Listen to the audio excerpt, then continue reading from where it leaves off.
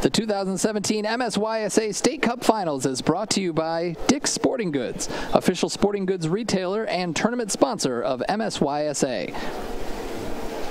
Under Armour, official apparel sponsor of MSYSA. Amazon Smile, shop Amazon Smile and support MSYSA. Premier College Combines, the official college combine partner of MSYSA. Sports Forms. Take your club and league paperless with Sports Forms. Team App. Create free apps for your club and league with Team App. And Parjana, official field restoration company of MSYSA. And Wilson Trophy Company, official award supplier of MSYSA. The road starts here. The road paved by pain, sacrifice, and struggle. The road paved by passion and pursuit. The road where dreams come true. On this road, many will fail, and on this road, many dreams will fade. But as for you, what will be your fate? When there are seconds left and you are running on fumes, will you be satisfied with almost? Or will you dig down into the dirt, take one more step and make one more play, knowing that good enough isn't good enough? And all the blood, sweat, and tears have brought you to this moment, the moment where pain turns to greatness. On this road, nothing is given, everything is taken.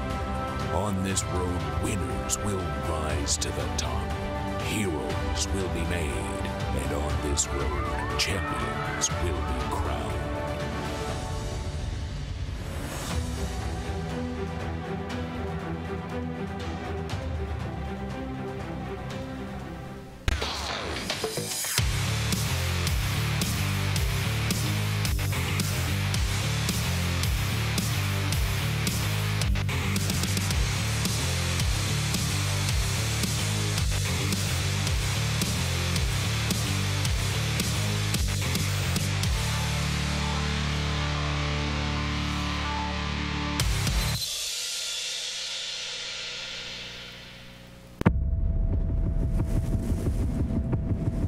Try to ignore it, deny it, shrug it off, but you can't shake it. Something's not right. You forget about it because you think you have to. And now, it's worse. Until you recognize the signs, you can't do anything about it. Unless you know what to look for, concussions can be hard to diagnose.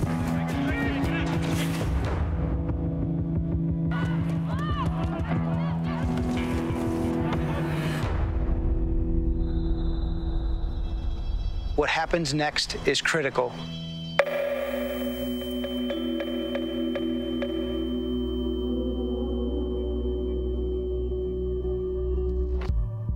It will set in motion a series of decisions that will have great impact on player safety. And no matter what happens on the field, that's the most important thing. That means following the protocol anytime you suspect a concussion.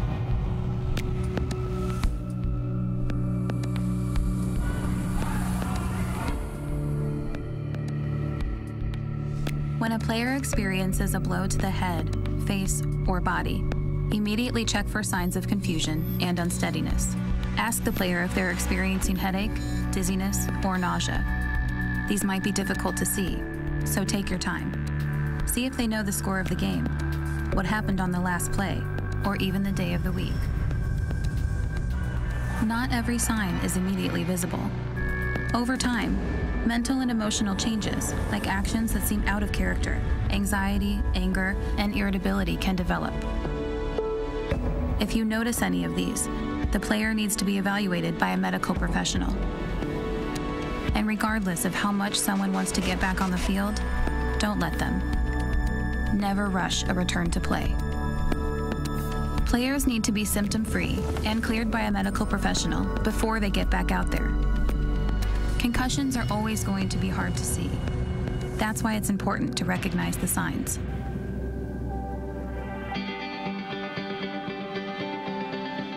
As a player and as a competitor, I get it. The last thing you want is to be taken out of that match, out of that big game when you feel a little off. But that's the issue.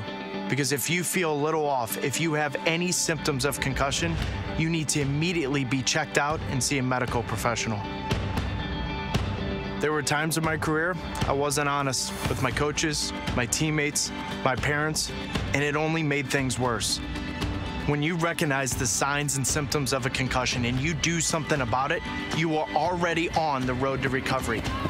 When you do recover from that concussion, you will be 100% confident in returning to play.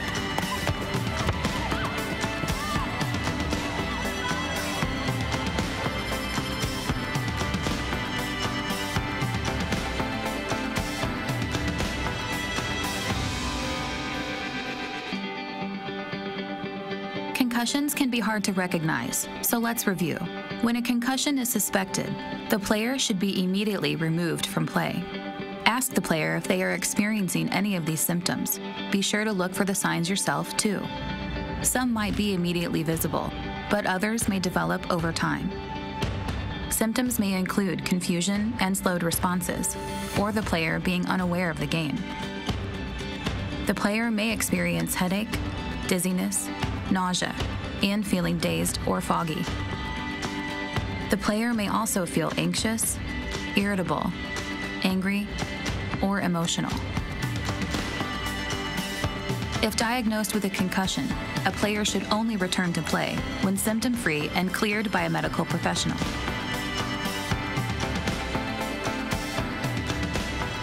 By elevating player safety, players, coaches, parents, and referees can feel confident in a player's recovery and return to play. For more information on concussion symptoms and protocol, visit recognizetorecover.org.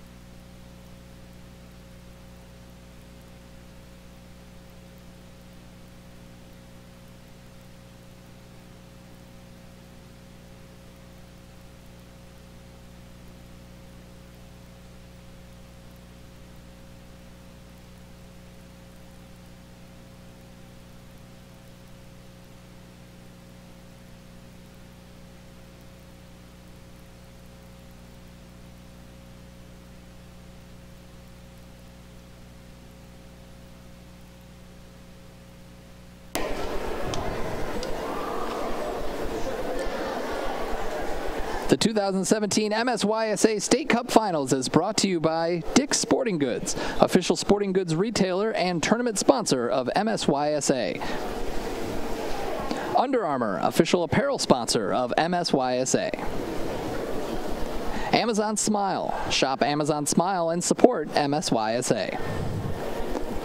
Premier College Combines, the official college combine partner of MSYSA. Sports Forms. Take your club and league paperless with Sports Forms. Team App. Create free apps for your club and league with Team App. And Parjana, official field restoration company of MSYSA. And Wilson Trophy Company, official award supplier of MSYSA. The road starts here. The road paved by pain, sacrifice, and struggle. The road paved by passion and pursuit. The road where dreams come true. On this road, many will fail, and on this road, many dreams will fade. But as for you, what will be your fate? When there are seconds left and you are running on fumes, will you be satisfied with almost? Or will you dig down into the dirt, take one more step and make one more play, knowing that good enough isn't good enough? And all the blood, sweat, and tears have brought you to this moment, the moment where pain turns to greatness. On this road, nothing is given, everything is taken. On this road, winners will rise to the top. Heroes will be made. And on this road, champions will be crowned.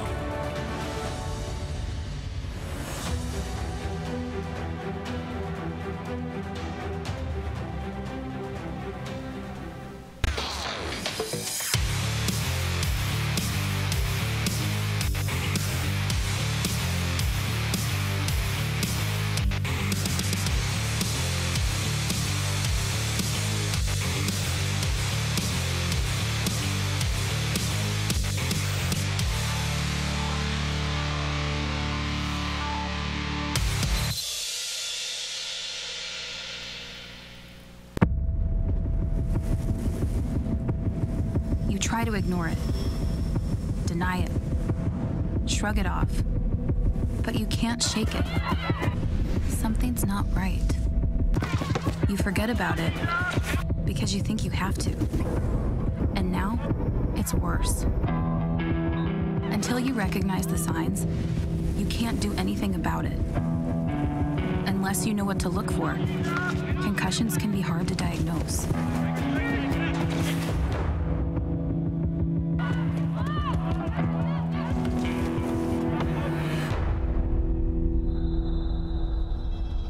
What happens next is critical.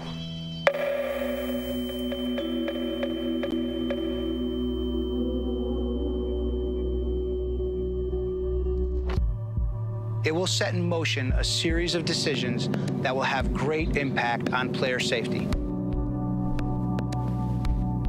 And no matter what happens on the field, that's the most important thing. That means following the protocol anytime you suspect a concussion.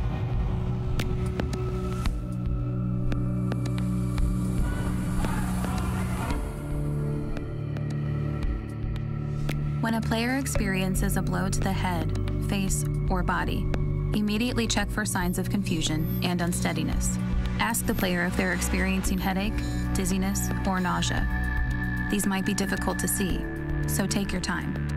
See if they know the score of the game, what happened on the last play, or even the day of the week.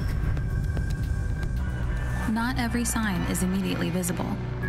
Over time, mental and emotional changes, like actions that seem out of character, anxiety, anger, and irritability can develop. If you notice any of these, the player needs to be evaluated by a medical professional. And regardless of how much someone wants to get back on the field, don't let them. Never rush a return to play. Players need to be symptom-free and cleared by a medical professional before they get back out there. Concussions are always going to be hard to see. That's why it's important to recognize the signs.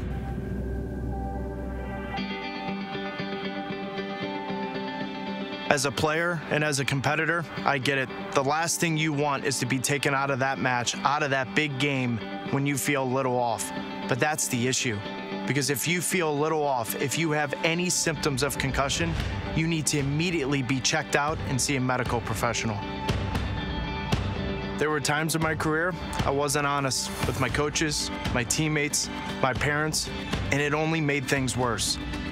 When you recognize the signs and symptoms of a concussion and you do something about it, you are already on the road to recovery. When you do recover from that concussion, you will be 100% confident in returning to play.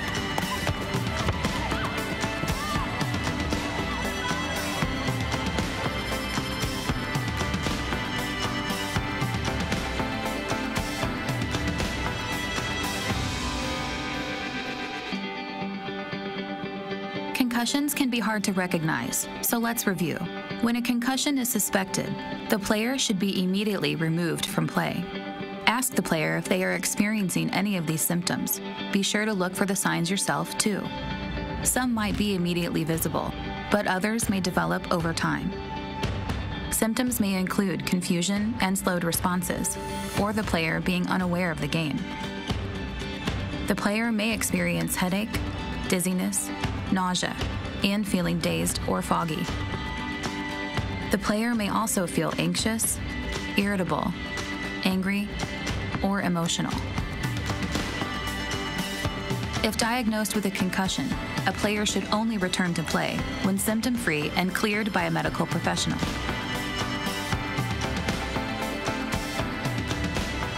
By elevating player safety, players, coaches, parents, and referees can feel confident in a player's recovery and return to play. For more information on concussion symptoms and protocol, visit recognizetorecover.org.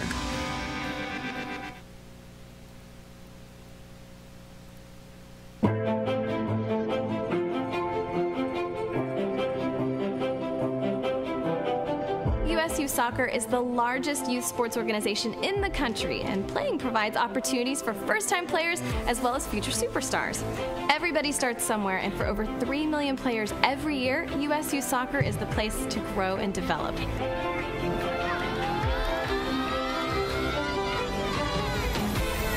I think really all life lessons are taught in the game of soccer.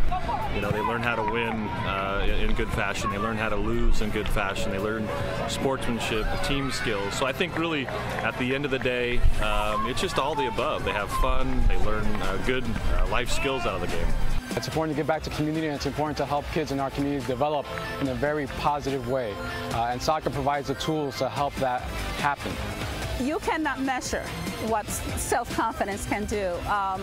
A confident child will turn into a confident adult, and there's no stopping them. Anything they put their eyes on, they're able to achieve. I first fell in love with the game of soccer when I was about 6 years old. My parents signed me up for a youth league, and I love running around and scoring goals and doing all the fun things, sliding and kicking the ball. So that was the beginning of it, and I try and cast my mind back to those days when things get tough. USU Soccer definitely helped me get to the highest level and where I am today. And that included my club team in Cal South ODP, Region 4 ODP, just being able to have those opportunities to help me grow and always playing at a consistently high level at the youth program. That's what helped me get to that next level. My favorite memory from youth soccer would have to be club soccer growing up. I was fortunate enough to play from I think U10s, U9s to U18s with the same core of like 12 individuals, and to this day they're some of my best friends in the world. To this day I still keep in touch with my youth coach. I consider him one of my closest friends, and I feel I learned a lot, and it was a relationship I made that really made it worthwhile. You can't ever have success without remembering how you got there. I only am here because I've had so many other people in my life give to me when they didn't have to. Soccer coaches, my parents. I believe that it's the only right thing to do, to always go back to where you started. Always go back to the people who helped you thank them, and then go back and try to help other people achieve the level of success that you have. I like playing competitive soccer because it gives me something to be really proud of, and that I know that I'm putting my effort into something and that I'm really getting results out of it. I love my team and I love playing, so you know, the whole thing, it can be hard, but it's 100% worth it, and it just gives you something, a purpose in life that you can really put your heart and soul into.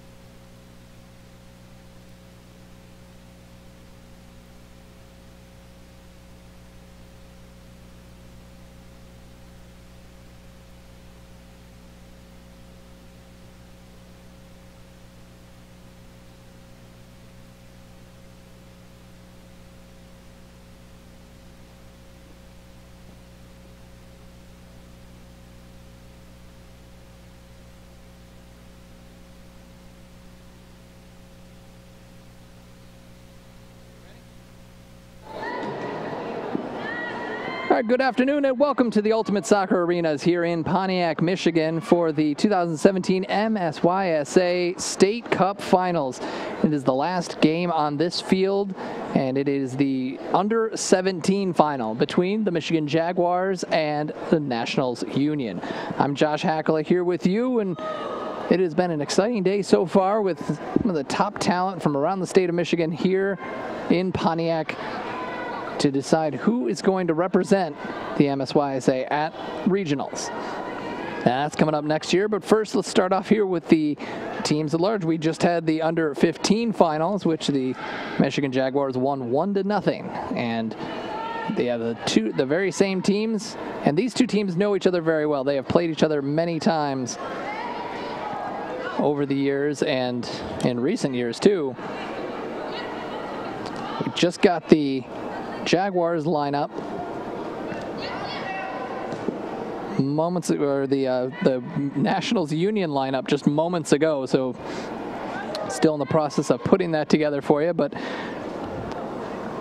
for the Michigan Jaguars, with their head coach Andy Richards in his second year with the team, you'll have Maya Etienne in goal, Crystal Bach, Dakota Boer, Sarah Smolinski at the back with Mara Cosino, Michelle Jeckman, Jessica Bandick, Riley Nesson, and Lexi Whalen in the midfield with Sarah Noonan and Elle McCaslin up top. They are going from right to left in the green jerseys. They look exactly like they did in the last game we had right here.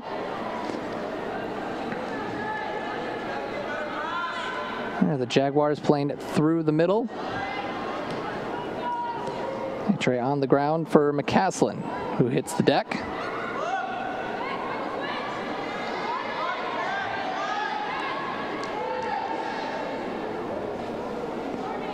And I'll go out for a goal kick.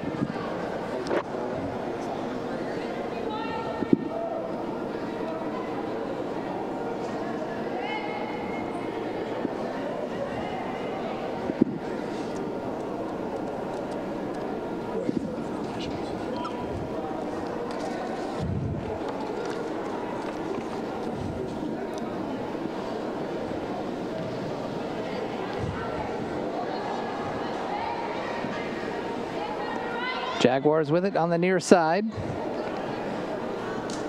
with McCaslin doing battle with Olivia Sampson on the near side, and that'll be a throw-in for the Nationals Union. Nationals Union, three-time defending national champions. They come in with the resume. Last year, the Jaguars made it to the State Cup Finals. They returned 13 players from last year. They qualified for nationals.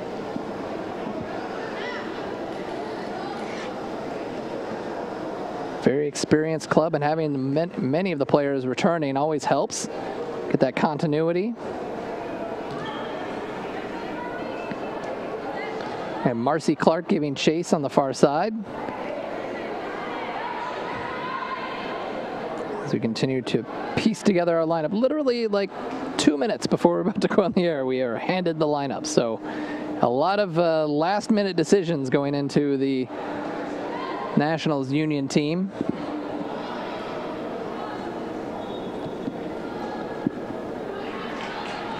There's a clearance for the Jaguars.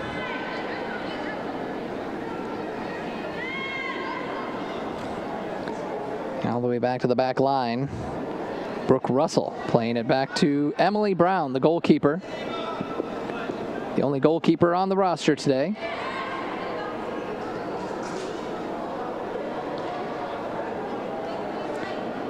Russell.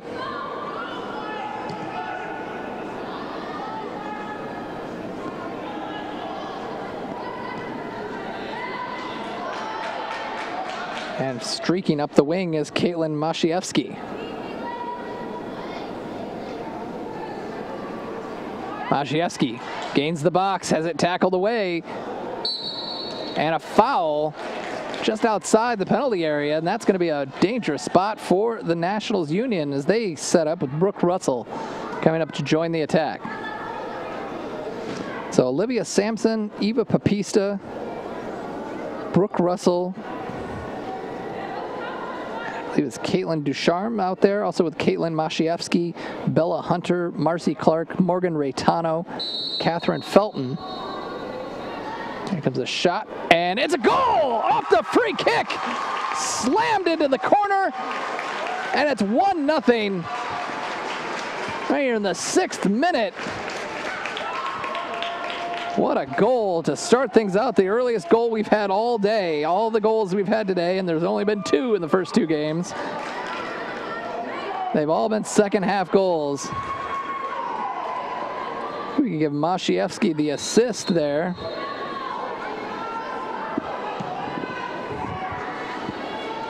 That ball falls all the way to Brown at the back. Just gives the little touch, and really no one even came forward to cut off the angle on that free kick, and it was just slammed home.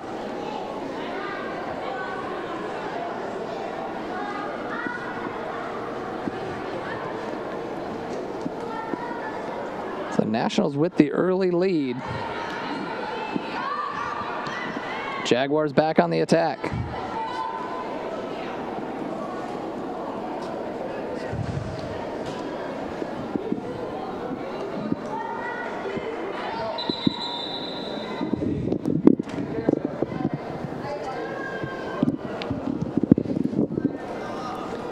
I believe that goal is for Catherine Felton.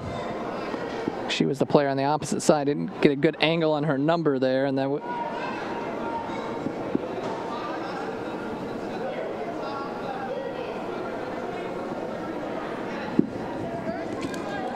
double check that, but for now we'll pencil in Felton on the goal in the 6th minute here in the under-17 State Cup final.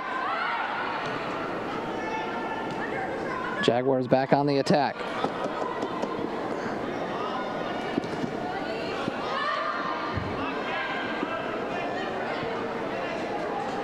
No, I take that back. It was Brooke Russell, who I did mention was joining the attack. She joined the attack in a big way. So Russell, 15, not 16, scored that goal. Oddly enough, out of the 3 goals all day that have been scored on this field, been a couple of defensive battles in the under-19 and the under-15 final. All 3 goals have been scored by defenders. Here come the Nationals Union.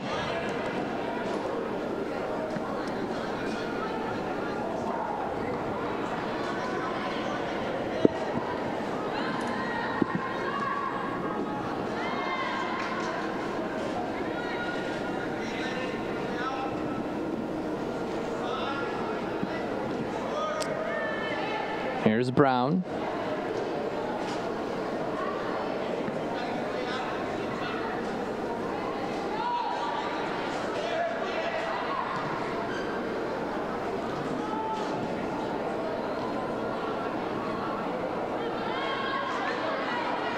So Felton and Raytano playing up top for this Nationals Union team, and here is Raytano with it. Has it intercepted, trying to play it to Marcy Clark.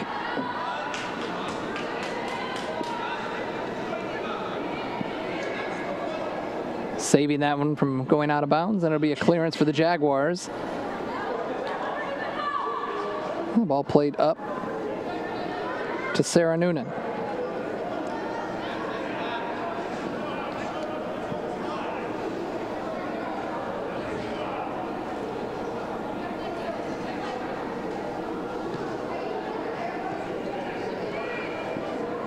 Near side, Sampson. 3 defenders all around Laura Fleming. She finds the ball into the middle, takes a shot. Felton with the left-handed attempt, or left-footed attempt, and gets blocked. And here come the Jaguars back the other way.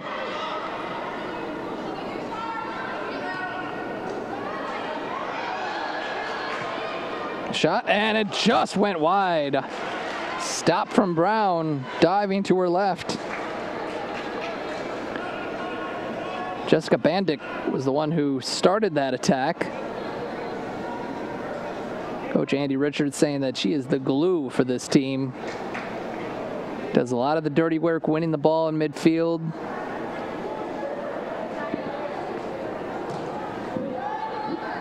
Brown puts it back into play. Jags with another turnover they take advantage of. Whalen out wide. Crossing the middle, but no one was there. And there's Bandick taking advantage. The shot, and it's a save from Brown. There's another one of those examples. Jessica Bandick winning the ball in midfield, picking up the trash that was just laying there, and nearly found the equalizing goal.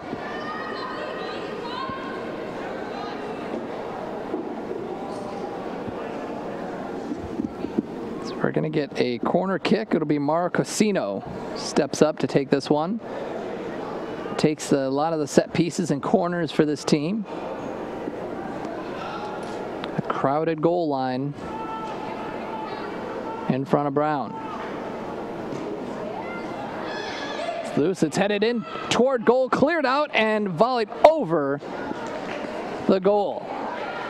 Jaguars threatening in the opening 12 minutes.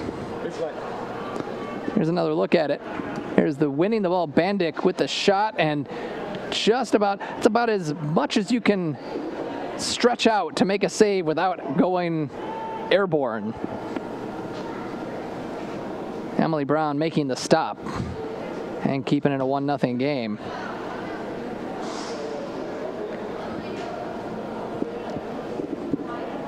Jaguars defeated the Michigan Fire Juniors 5-0 in what was a pretty tight first half. The floodgates opened up in the second. In the semifinals yesterday, Jaguars won 4-2 in extra time over Michigan Rush downriver.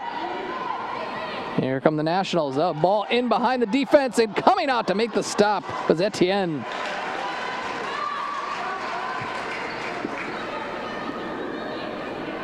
Sarah Noonan scored a pair of goals. Bandick scored the third, and Julia Stadler iced the game in extra time with the fourth goal.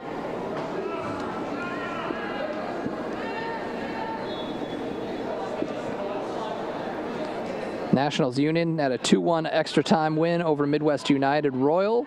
Bella Hunter and Taylor Stanley scoring, and that was a quarterfinals. And yesterday in the semis,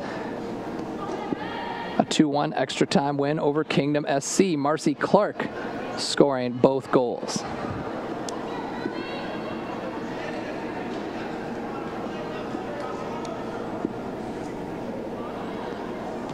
Etienne distributes out of the back for the Jags.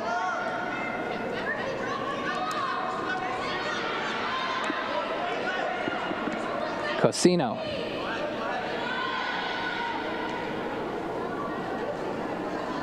All intercepted in the middle. That was Bella Hunter, who's playing with a cast on her right hand. And that's going to be a throw-in for the Nationals Union. Yeah, watch out for Bella Hunter, and don't want any flailing arms in this one. I'm going to pay the price for that.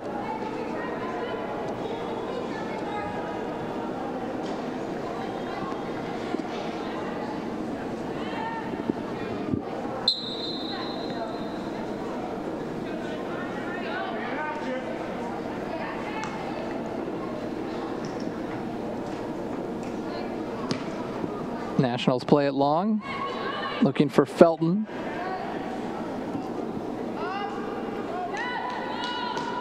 Be a throw-in for the Nationals near side.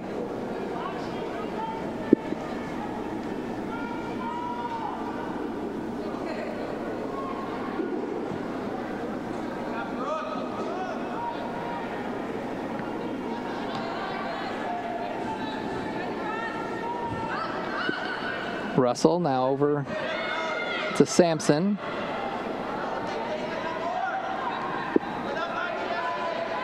Hunter plays it out wide. It's into the middle and tried to chest it toward Felton, who was right there hanging out in the 6-yard box. Etienne came off her line.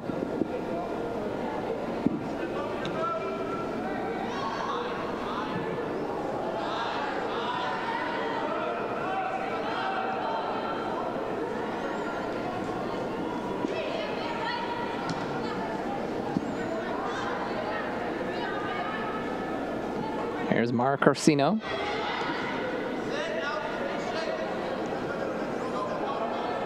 Boer sends it out wide. Smolinski.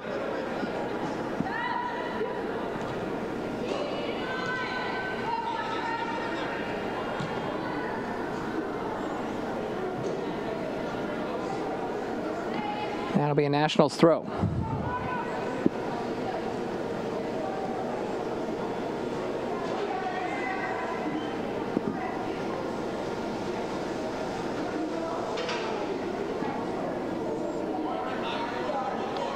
Russell brings it out of the back for Nationals. And she's got space, so she's going to use it. Just carries right through. Plays a nice ball into Reytano, but it's cleared out. And they're going to play on. Hunter committed a foul, and right through the middle. And here's an opportunity for the Jaguars. A shot and a goal! Sarah Noonan ties it up.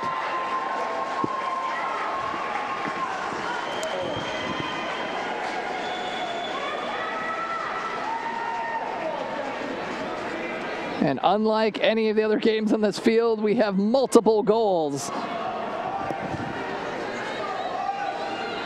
Sarah Noonan all by herself and beats Emily Brown to the far post.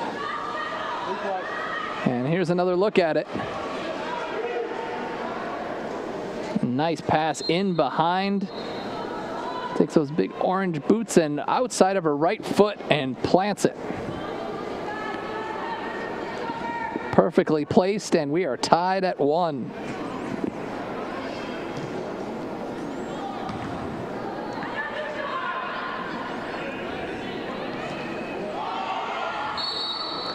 There's a foul at midfield. We are all tied up at 1-1 in the under-17 State Cup final. Yet another chapter to the Jaguars and Nationals rivalry. I asked the coaches how many times they had played one another, and nobody could count. They say we play them several times. Was the most accurate description I could get. Chipped into the box, it's loose, and Brown comes off her line. Here comes Mashievsky up the left wing.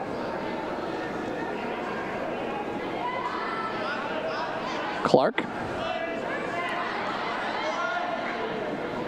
Through the middle to Felton, but she's dispossessed.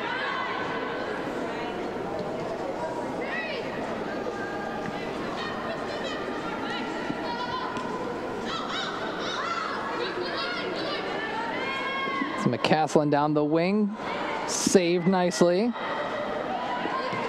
Crystal Bach coming up out of her left back position.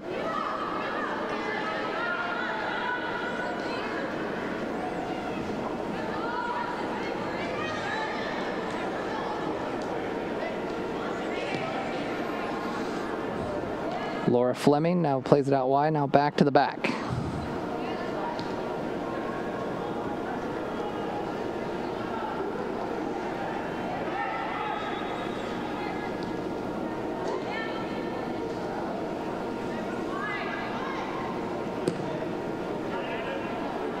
Now they play it long, looking for Reytano. Takes a touch forward. Is she going to get there? No, she isn't.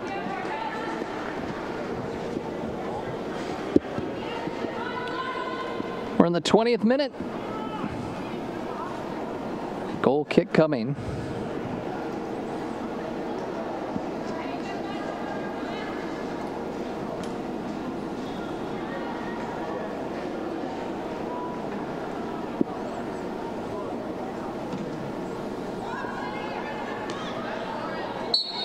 Headed forward, and we get a foul over the back.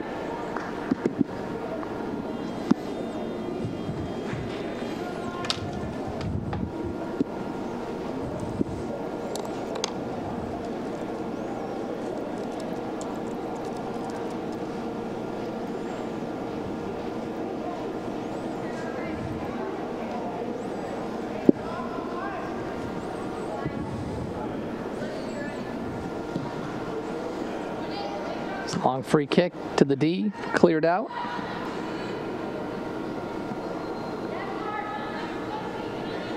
Jaguars hang on to it. That's Smolinski at the back. Plays it to the back line and given right back to the Nationals, who give it right back to the Jaguars. Teams after a goal each in the opening 20 minutes. Both teams kind of slowing things down a bit.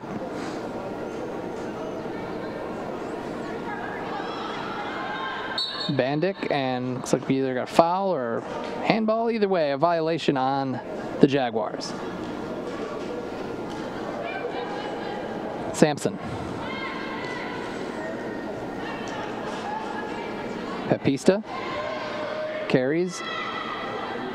No one stepping out to challenge her. She just keeps going with it, tackles it away, and it falls conveniently. Oh, and nearly a nice pass. Raytano trying to find the cutting Felton.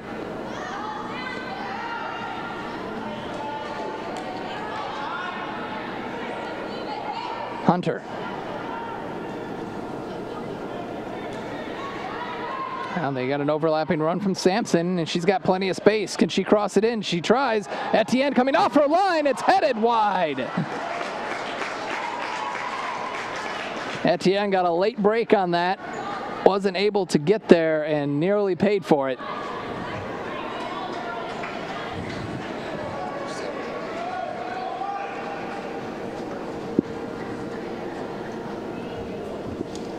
Raytano just streaking in.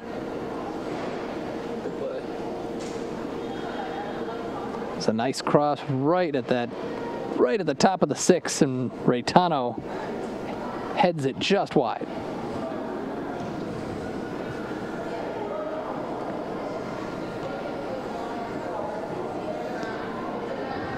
Ducharme all the way in the back for the Nationals.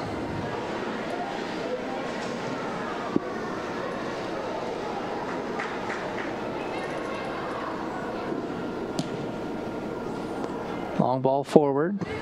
Comes right back to the Jaguars. Do they have a counterattack in them? Oh, nice play by Bandit to stick with it and fight off the challenge. Nice move. She gets to the right. Got 2 more defenders in front of her. What's she going to do? She goes back to the left and probably had a shot in mind had she been given one more touch.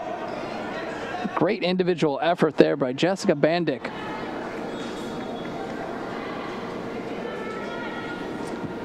Coach had so many glowing words for the way Jessica Bandic plays the game and her tenacity in midfield, ability to make plays for the rest of the team.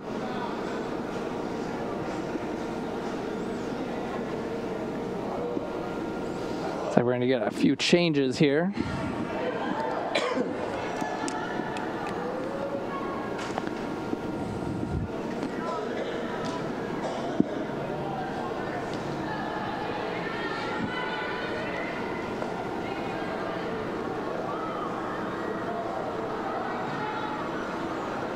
Ball into the middle, and that's going to be collected by Brown.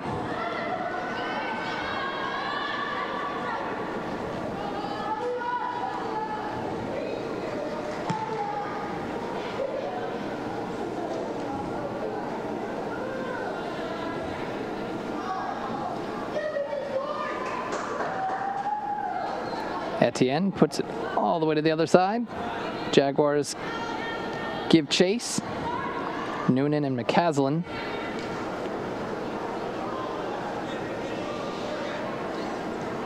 I mentioned in our last game, it seemed pleasant and mild outside.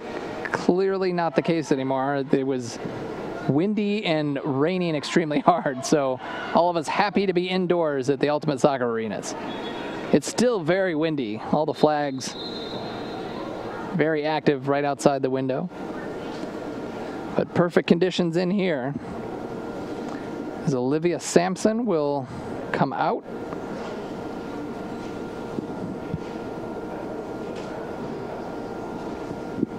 And Bella Hunter will come out. They will be replaced by Nev Badelow.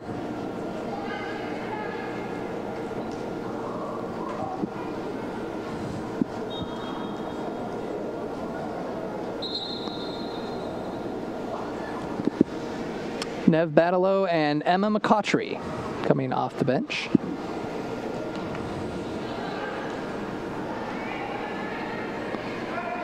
Here's an opportunity, cutting back into the box. Nice pass in. Dangerous ball, and we have offside, I believe.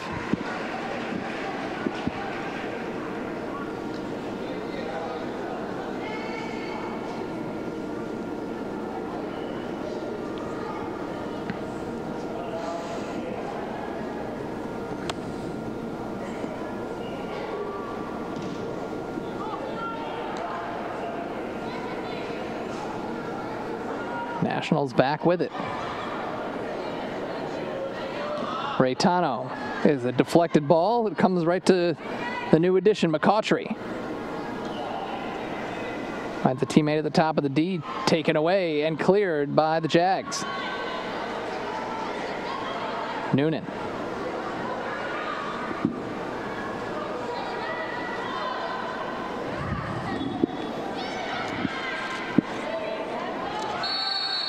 There's a foul at midfield. The under 17 girls final is 45-minute has. The under 15 was 40. As we have more changes here. Felton and Clark coming off.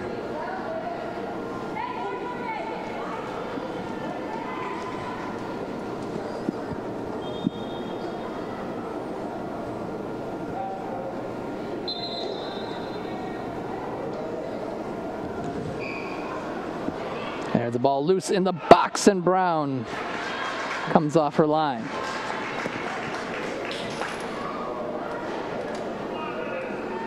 Carly Barone coming into the game, also Taylor Stanley, a Western Kentucky commit.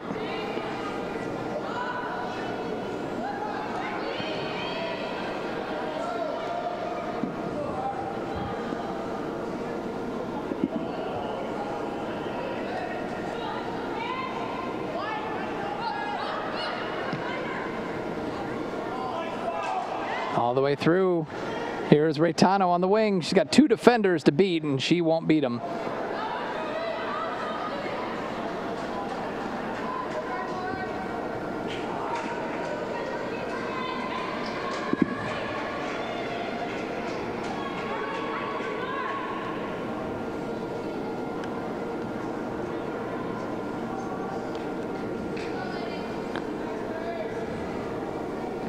Already 4 substitutions for the Nationals in the early going here. Trying to keep some fresh legs out there, put on the pressure.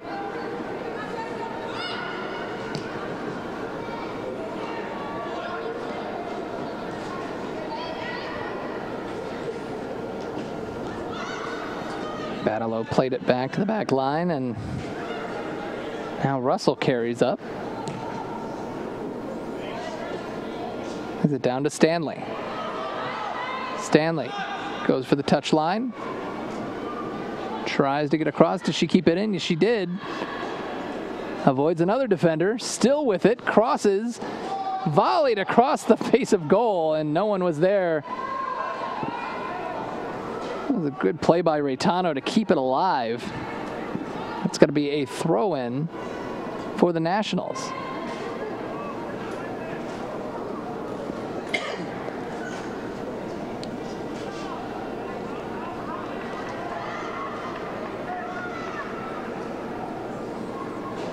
Here's an opportunity for the Nationals. Across, not as good as she would have liked, but a shot is made out of it either way. Emma McCautry nearly making something out of nothing. She met the ball and tried to one-time it at the top of the D. We have another change coming for the Nationals. It would be their 5th.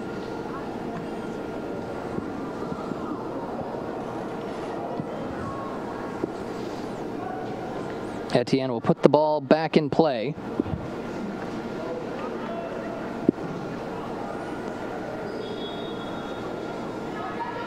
Finds Sarah Noonan. And that'll be a throw-in for the Nationals.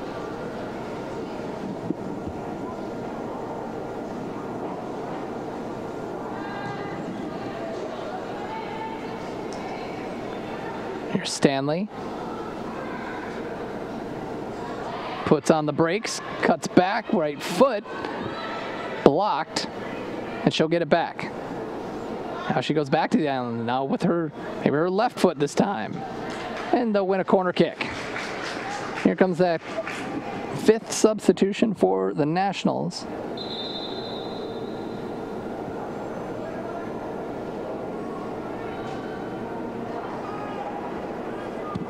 Checking out of the game is Laura Fleming.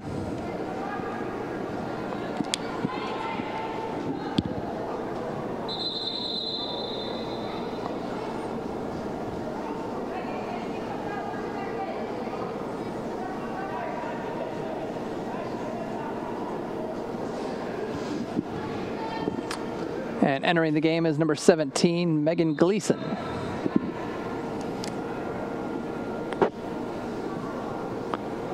Here comes the corner kick, near the line, over the head of Etienne, that volleyed on, nearly on target, just over the bar. Good opportunity there for the Nationals.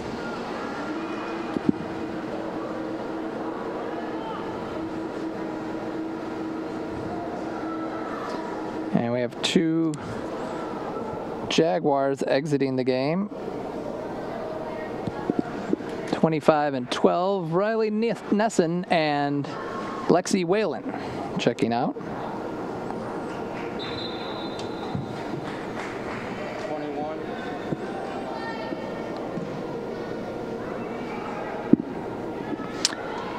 Julia Stadther is the one of them that came in. And Haley Brass.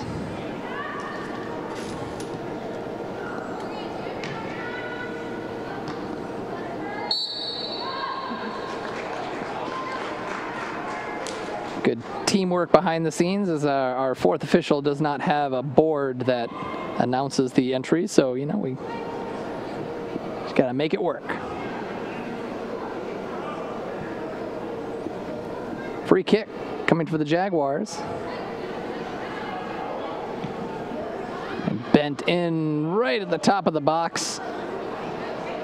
Too far.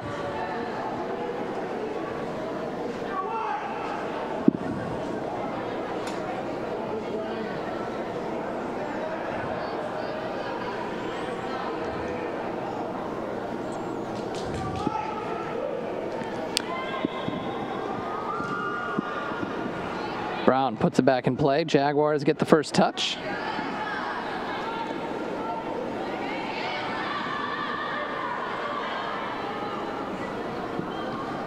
McCaslin has it taken away in midfield. Battleau doing battle.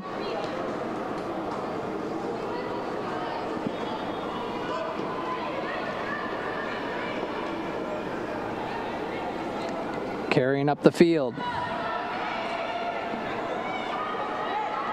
There's an opportunity, playing it through, chested down. Shot from distance and wide. A good opportunity.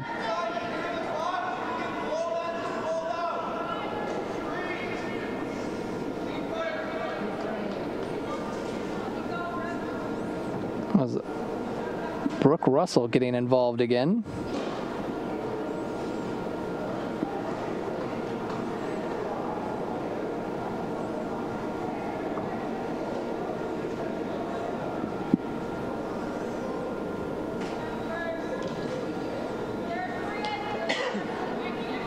Goal kick headed right back to Etienne.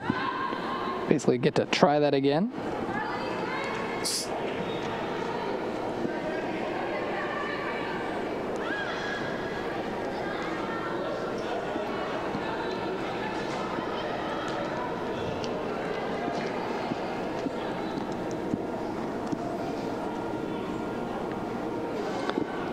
Throwing for the Nationals far side.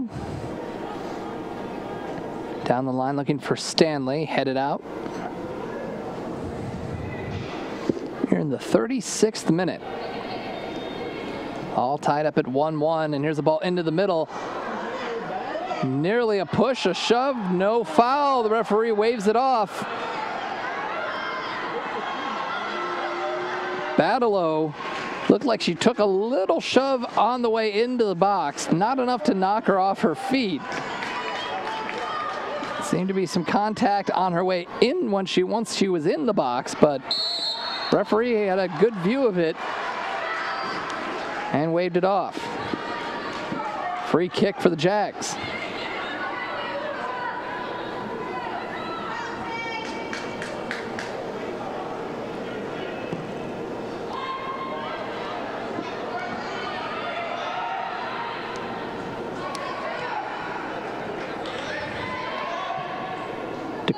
Dakota Booter just skied it up in the air, and now they play it out wide. McCaslin.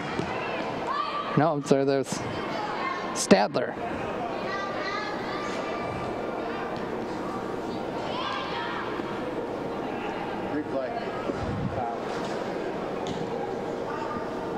Long ball all the way through, a little too far for Raytano.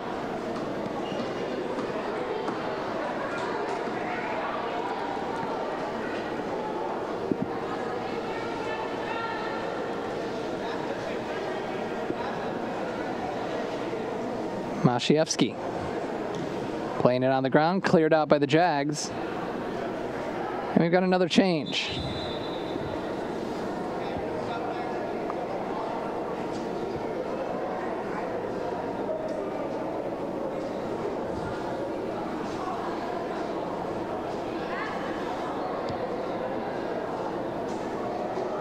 Yep, that's going to be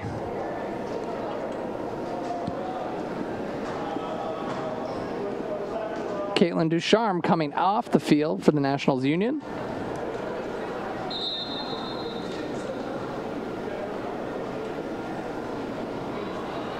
And joining the game is number 8, Jessica Mihal. It's going to slide into the right back position. She can pretty much play anywhere on the right side.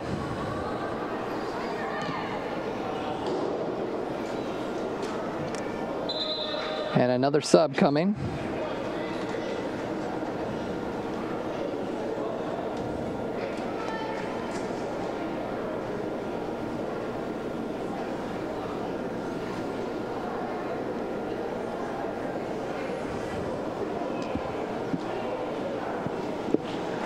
Checking out of the game will be Crystal Bach.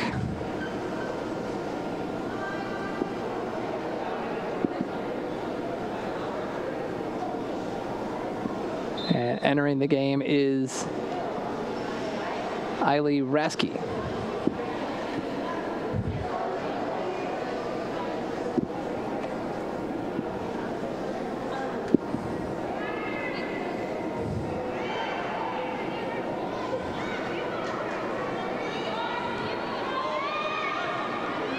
Here the Nationals moving through, shot at the top of the D, and Etienne is there to make the stop.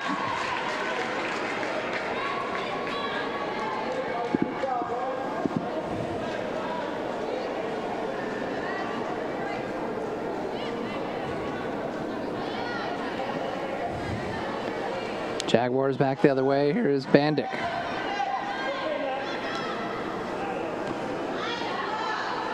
Ball spins away from the Nationals, but they recover.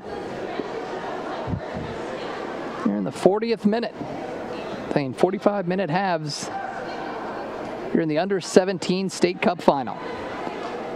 Russell cuts back, fires a shot, deflected off a teammate. And here come the Jaguars as a result. McCaslin gets by one defender. She's got another one to beat. Oop, lost the ball underneath her and lost the ball completely. Teammates pick her up. Rasky, now McCaslin again. Avoided one tackle, plays it out wide. Jeckman crosses just off the mark. Looked like she was definitely aiming for the far post to deliver that ball. And another sub, this one for the Jaguars. Sarah Noonan, the goal scorer, will check out. She scored then in the 17th minute to tie this game up.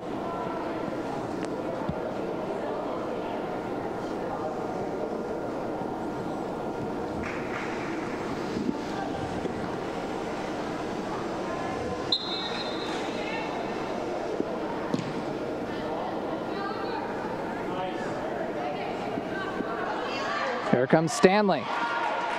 Speedster moving on the right wing. Tackled off the ball, and it's going to be a corner kick. Kylie Davis was the player that came off the bench.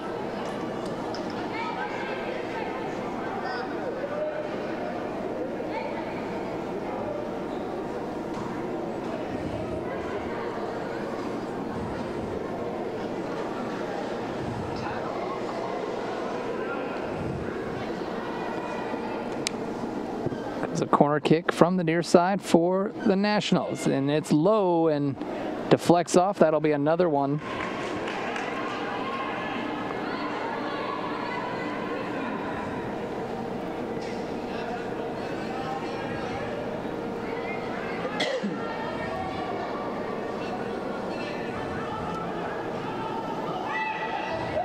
It's loose and cleared.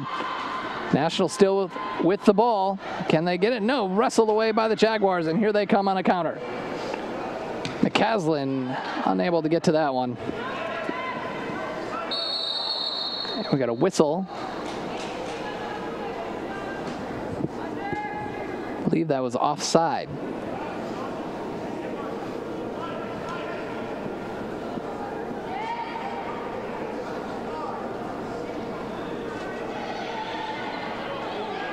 Jaguars still with it, playing it down the wing, and that is out of bounds for a Nationals throw.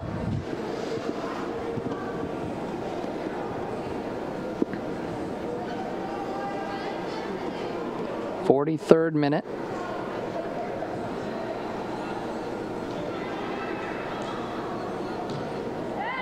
Mashievsky plays it long down the wing, looking for Stanley. Stanley gets the ball. Stick with it. Dakota Boer was trying to shield her from the ball, and that is going to be a penalty kick coming, and they're going to wave on the trainer as well. A foul in the box, an opportunity right before halftime.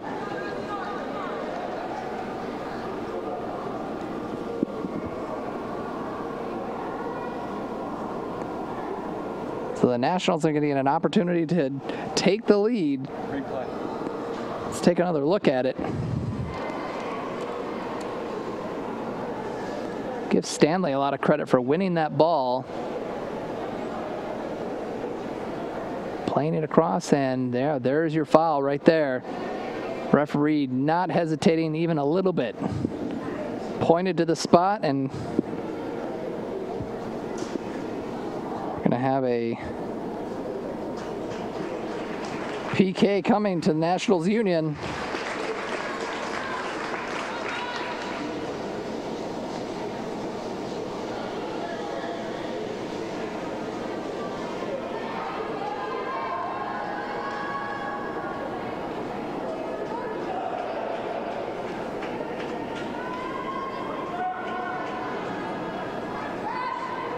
Stanley will step up, like Raytano, who was the player that was down. Stanley, opportunity to give her team the lead just before halftime.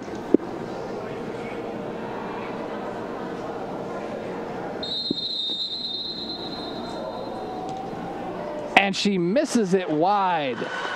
And we are still tied. Taylor Stanley, who's already committed to Western Kentucky. A little speedster for this team, has come off the bench and given them a little bit of a spark, but right there, missing the penalty kick. Didn't strike it well and hit it wide. We're at 2 minutes of added time, according to the fourth official.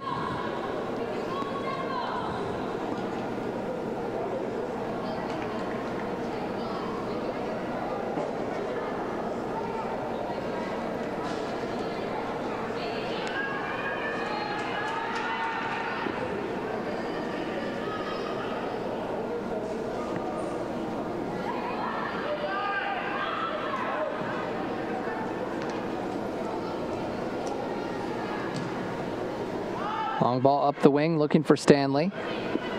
Jaguars launch it right back in, and Brown is there.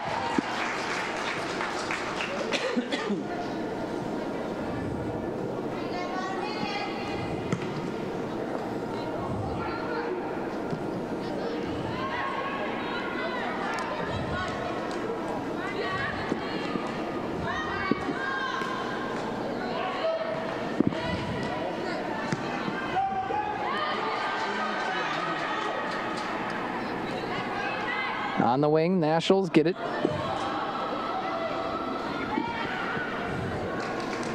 Adela Papis is in the game. That was the mystery player that came on to replace Raytano.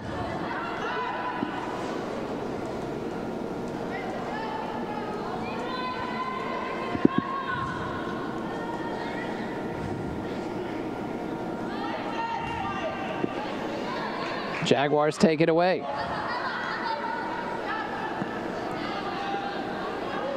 And McCaslin getting called for the foul.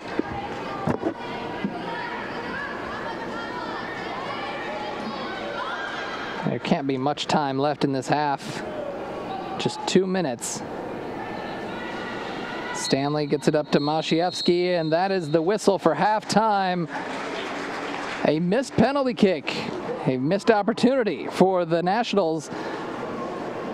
The Nationals went up in the 6th minute on a goal from Brooke Russell, and the Jaguars answered with a goal from Sarah Noonan in the 17th minute. And that is where we stand. Halftime of the under-17 girls final here at the MSYSA Fall State Cup. Happy to be bringing this to you from Pontiac, Michigan at the Ultimate Soccer Arenas.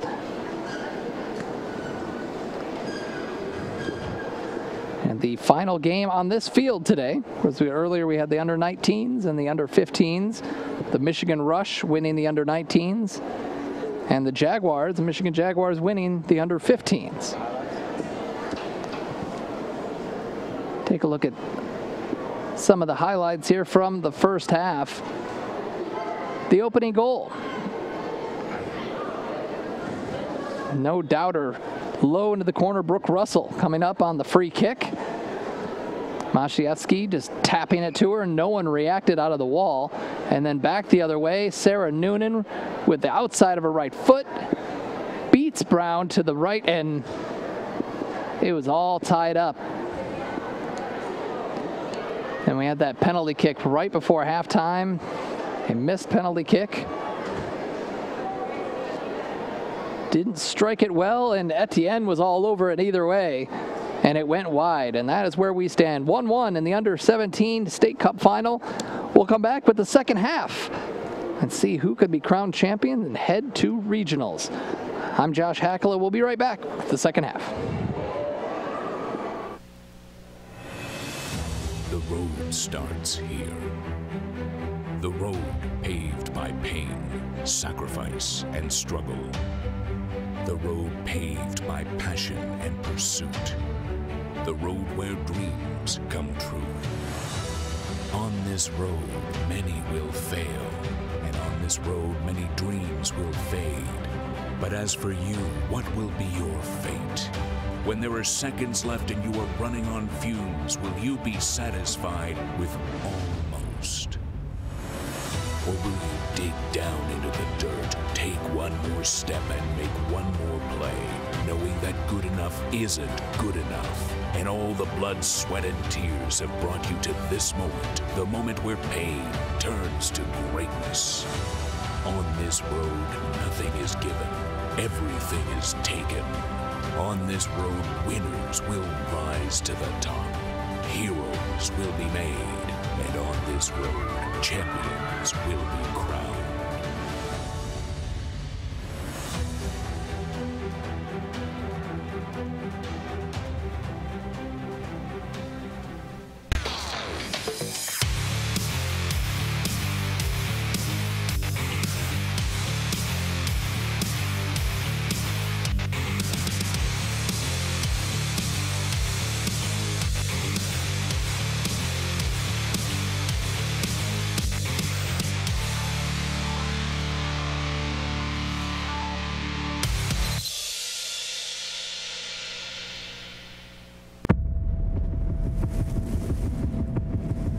try to ignore it, deny it, shrug it off, but you can't shake it.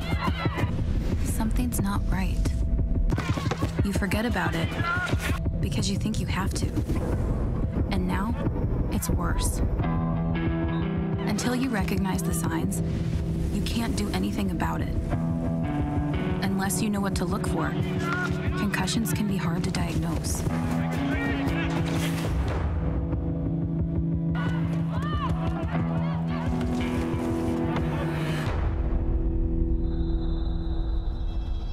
What happens next is critical.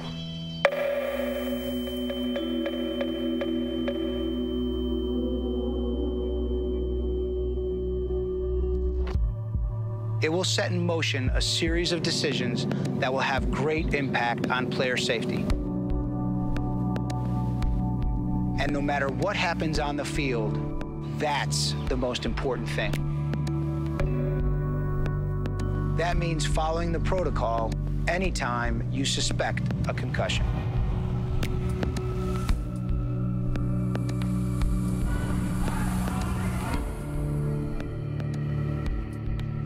When a player experiences a blow to the head, face, or body, immediately check for signs of confusion and unsteadiness.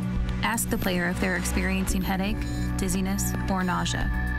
These might be difficult to see, so take your time. See if they know the score of the game, what happened on the last play, or even the day of the week. Not every sign is immediately visible. Over time, mental and emotional changes, like actions that seem out of character, anxiety, anger, and irritability can develop. If you notice any of these, the player needs to be evaluated by a medical professional. And regardless of how much someone wants to get back on the field, don't let them. Never rush a return to play. Players need to be symptom-free and cleared by a medical professional before they get back out there. Concussions are always going to be hard to see. That's why it's important to recognize the signs.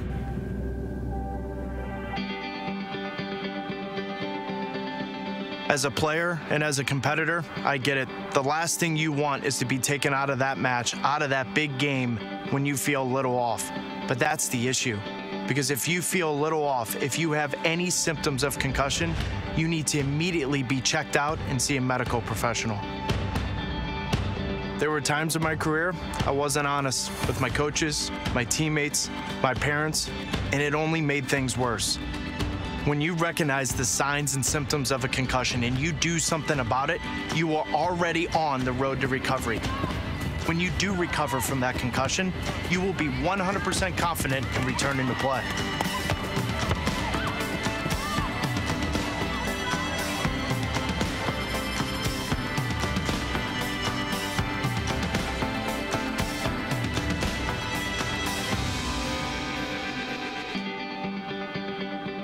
Concussions can be hard to recognize, so let's review. When a concussion is suspected, the player should be immediately removed from play. Ask the player if they are experiencing any of these symptoms. Be sure to look for the signs yourself, too. Some might be immediately visible, but others may develop over time. Symptoms may include confusion and slowed responses, or the player being unaware of the game. The player may experience headache, dizziness, nausea, and feeling dazed or foggy. The player may also feel anxious, irritable, angry, or emotional.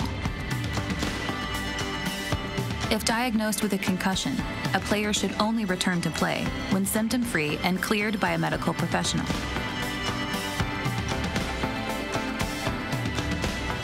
By elevating player safety, players, coaches, parents, and referees can feel confident in a player's recovery and return to play. For more information on concussion symptoms and protocol, visit recognizetorecover.org.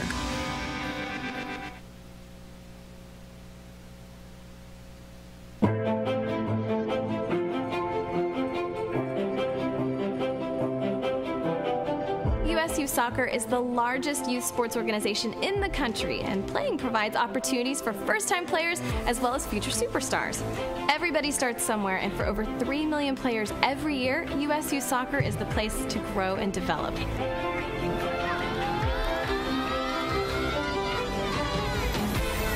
I think really all life lessons are taught in the game of soccer. You know, they learn how to win in good fashion. They learn how to lose in good fashion. They learn sportsmanship, team skills. So I think really at the end of the day, it's just all the above. They have fun. They learn good life skills out of the game. It's important to give back to community, and it's important to help kids in our communities develop in a very positive way. And soccer provides the tools to help that happen. You cannot measure what self-confidence can do. A confident child will turn into a confident adult, and there's no stopping them. Anything they put their eyes on, they're able to achieve. I first fell in love with the game of soccer when I was about 6 years old. My parents signed me up for a youth league, and I love running around and scoring goals and doing all the fun things, sliding and kicking the ball. So that was the beginning of it, and I try and cast my mind back to those days when things get tough. USU Soccer definitely helped me get to the highest level and where I am today. And that included my club team in Cal South ODP, Region 4 ODP, just being able to have those opportunities to help me grow and always playing at a consistently high level at the youth program. That's what helped me get to that next level. My favorite memory from USU Soccer would have to be club soccer growing up. I was fortunate enough to play from I think U10s, U9s to U18s with the same core of like 12 individuals, and to this day they're some of my best friends in the world. To this day I still keep in touch with my youth coach. I consider him one of my closest friends, and I feel I learned a lot, and it was a relationship I made that really made it worthwhile. You can't ever have success without remembering how you got there. I only am here because I've had so many other people in my life give to me when they didn't have to. Soccer coaches, my parents. I believe that it's the only right thing to do, to always go back to where you started. Always go back to the people who helped you, thank them, and then go back and try to help other people achieve the level of success that you have. I like playing competitive soccer because it gives me something to be really proud of, and that I know that I'm putting my effort into something and that I'm really getting results out of it. I love my team and I love playing, so you know, the whole thing, it can be hard, but it's 100% worth it, and it just gives you something, a purpose in life that you can really put your heart and soul into.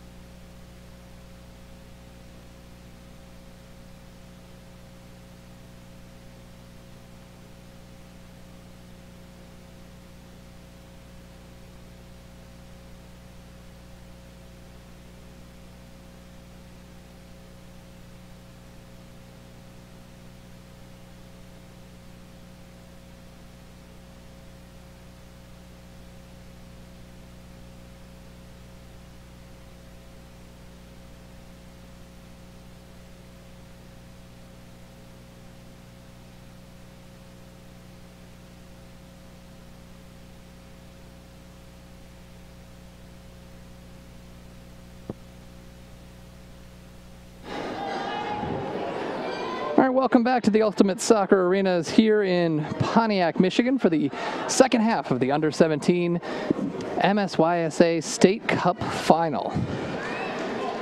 Got a few changes here as we start the second half, and we are all locked up at 1. Jaguars dodging a bullet late.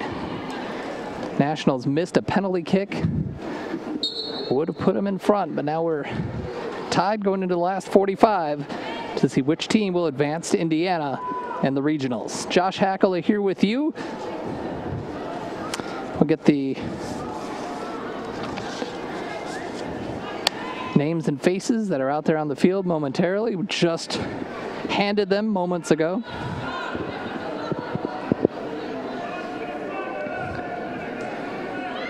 It's a free kick opportunity headed away. And McCaslin slams that down the field. Etienne back in goal for the Jaguars. Bandic, Bach, Boer, Cosino, Jackman, Ariana Laba, the new addition. Should be wearing number 10 today. McCaslin, Noonan, Smolinski, and Stather.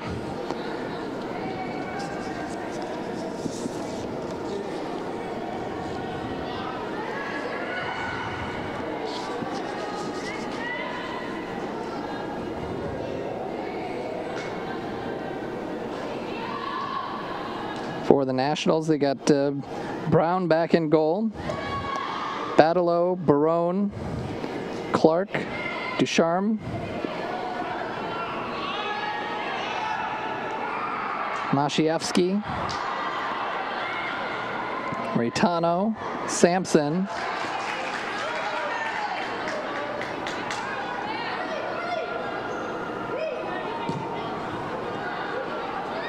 the ball played into the middle, takes a bounce, and Etienne coming off her line.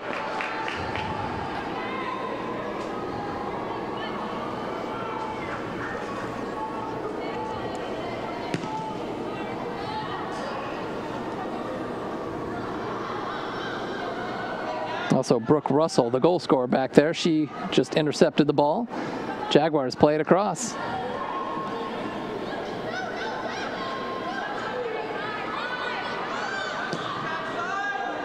Chipping it deep and into nearly a volley attempt by Noonan. That'll be a goal kick for the Nationals.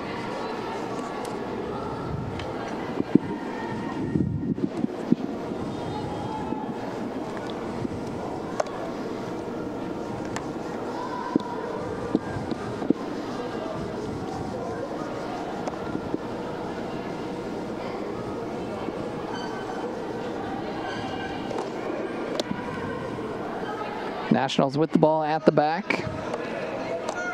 The Jaguars switching to a 3-5-2 formation, a formation they don't play a lot of, as I'm told. But they feel like they have to make a change to adapt to their opponent. They got to try to break down the Nationals.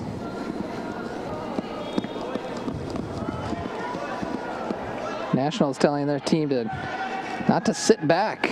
I think they got a little too comfortable after scoring that opening goal.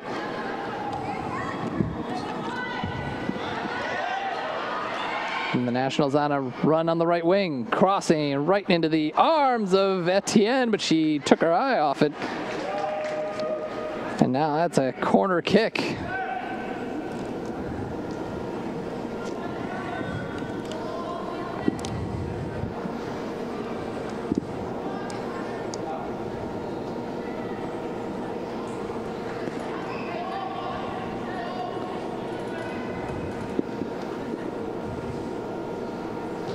Here comes the run into the middle, headed on goal and into the back of the net. Morgan Reitano, right in the middle of the box. No one put a body on her, and she headed it in the 50th minute.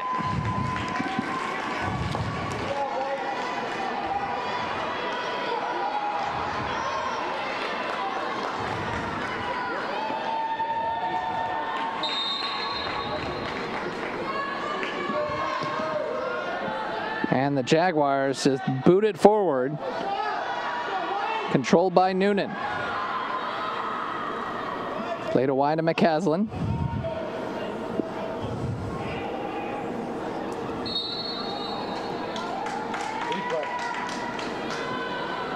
Let's having our look at it. At perfectly placed corner kick. Here it comes. And there she is, heading it to the left of Etienne. Nothing she could do. It's a free kick from the Nationals.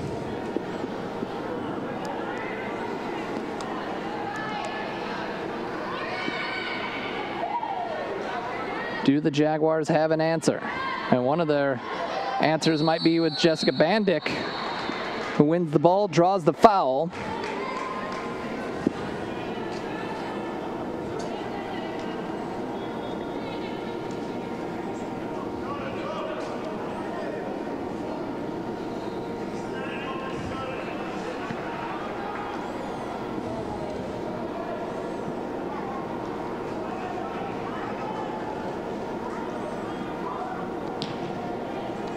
Calcino strikes it, gets loose in the box, and right there on the doorstep, take it out, shot toward goal, and it's cleared out. Is it going in? No, it's not.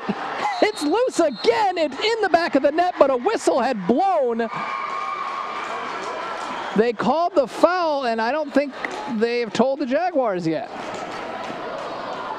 They were celebrating after the ball pinballed around,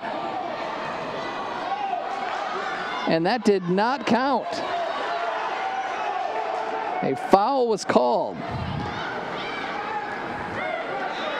What a tough break there for the Jaguars. They thought they had the equalizer.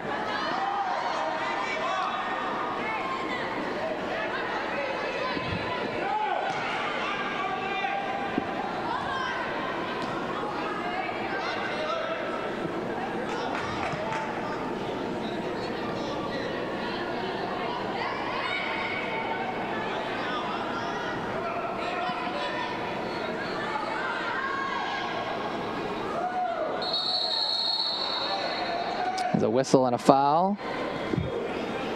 Let's check out this chaos. Marcasino places it right into the mixer. It's loose in front. Brown takes out the player that attempted to volley it in. And you know what? I don't know if I can even see a foul out of that. That was a mess in front.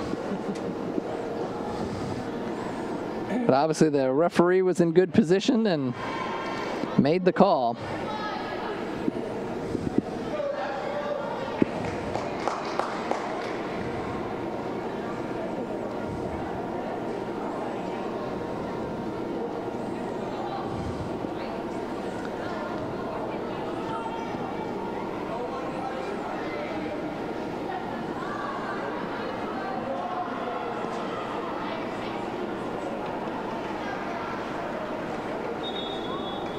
Most of the Jaguar players just right at the edge of the penalty area, treating this like a corner kick almost. It takes a bounce.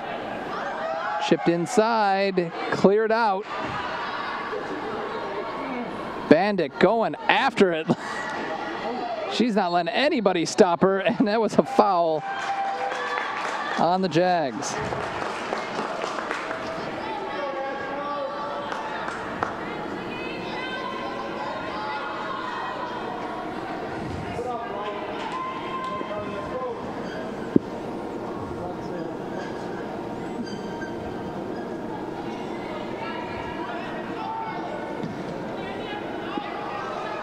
Long ball played forward, controlled by the Jaguars. Smolinski.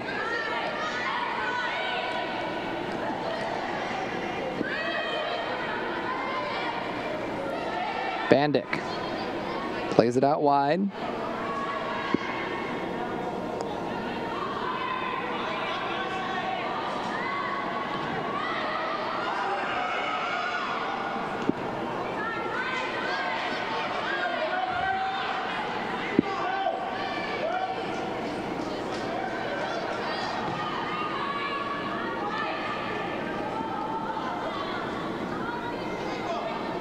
McCaslin tracks that one down.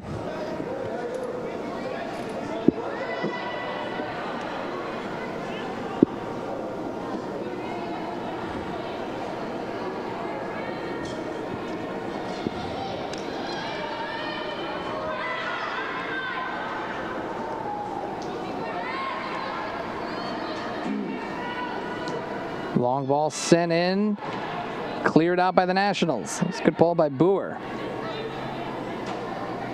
Nationals in control.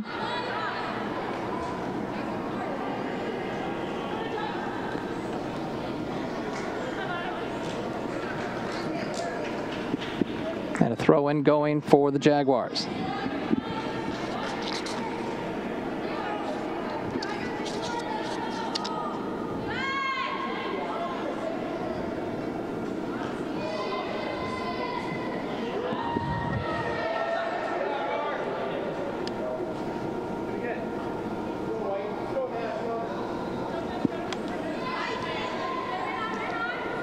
Ball taken away. And here come the Nationals on the break. Stanley is up and couldn't quite bring it forward, and they're taken away there by Laba. Now the Jaguars back the other way. They got options on either wing. Noonan. Too strong of a touch, and now it's all the way back to midfield.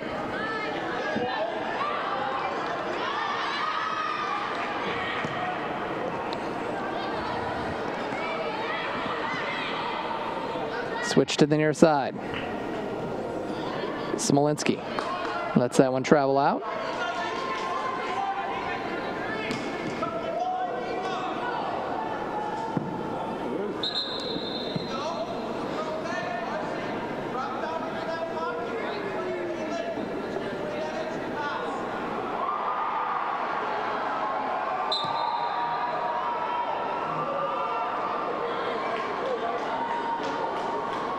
Jaguars will play it out of the back.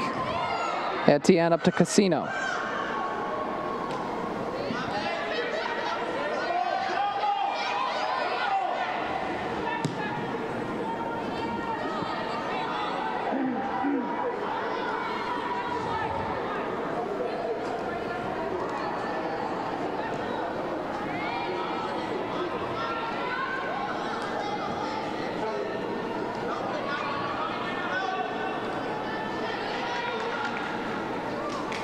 Ball knocked out. That'll stay with the Jaguars as they continue to push up the wing.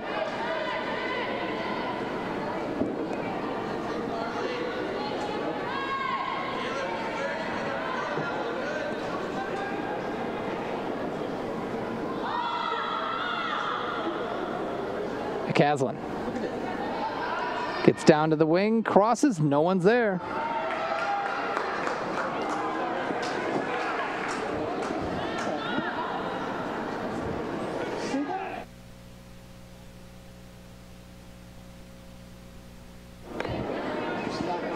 Goal kick coming for the Nationals.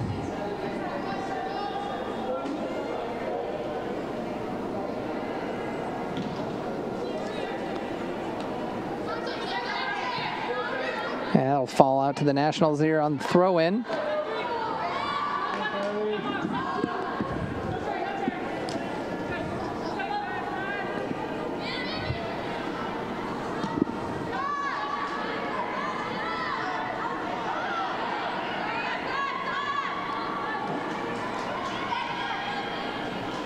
Cleared away, and that'll be another throw-in.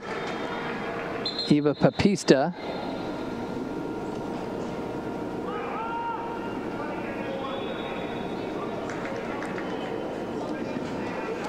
Let's see who's going to check out here, and it looks like that is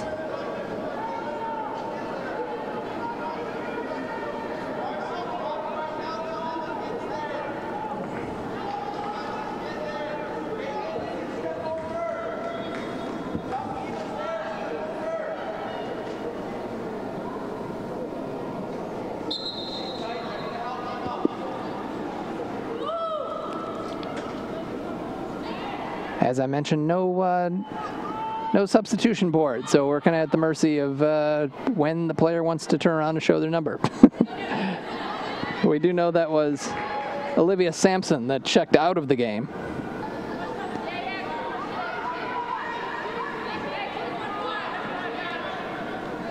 They're all a bunch of brown and blonde ponytails for the most part.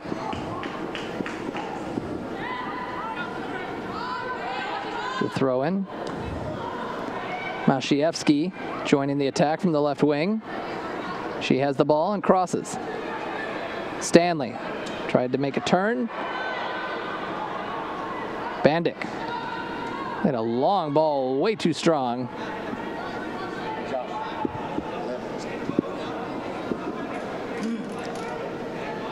That was Emma McCautry who's come into the game for the Nationals.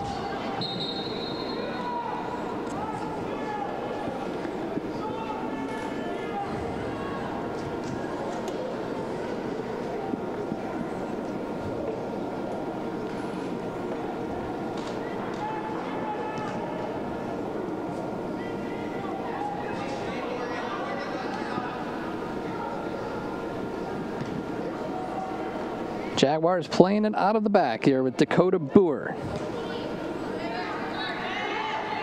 It's Mara Cosino playing the defensive mid role for this team.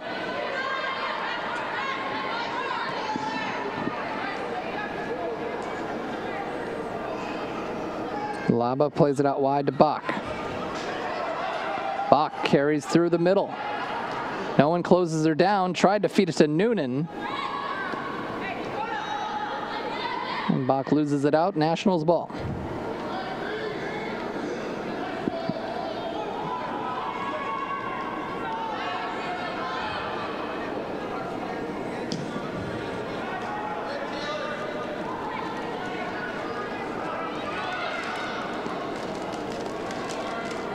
Now we have Jaguars throw. Stather will toss it in. Long ball looking for Noonan or Bandic, who's joined the attack. Noonan gets it into Bandic. Can she get there? The ball is deflected and jumped on by Emily Brown. A big opportunity there for the Jaguars, trailing 2-1 in the under-17 State Cup final.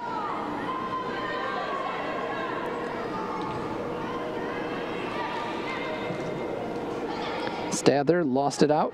Here come the Nationals.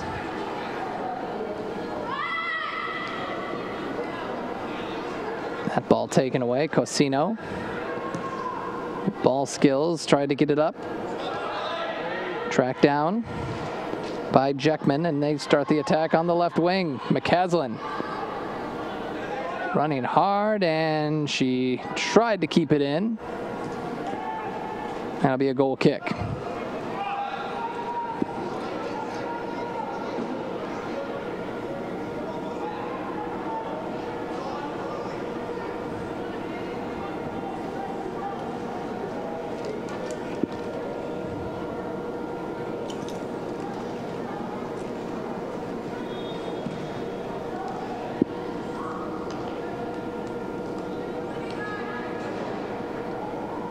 Nationals still with it.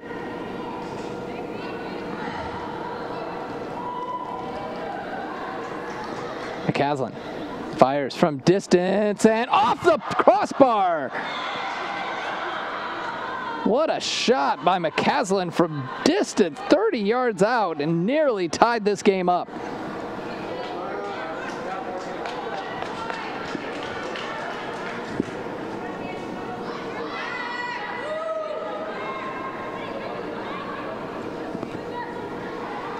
Here's Noonan with it.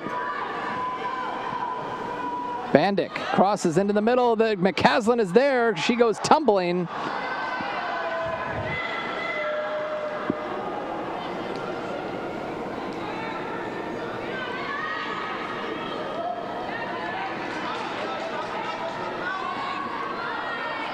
Cosino lofts one high in the air.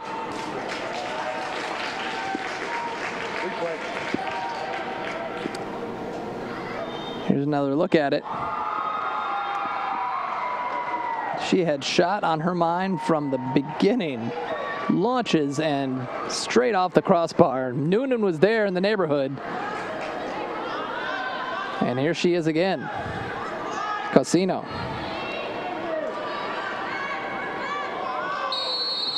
And another foul that it's going to go the Jaguars' way. You got somebody like Mara Casino who can strike these from distance.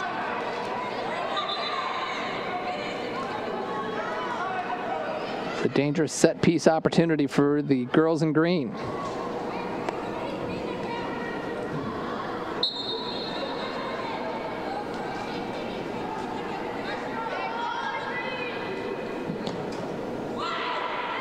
Cross into the box, chested down, shot toward goal, but not a lot on it. Michelle Jeckman.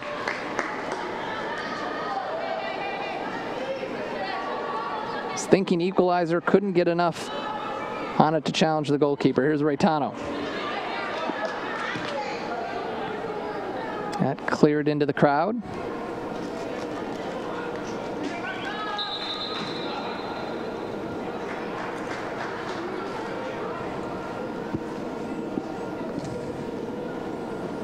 We got another change, 22, Carly Barone checking out.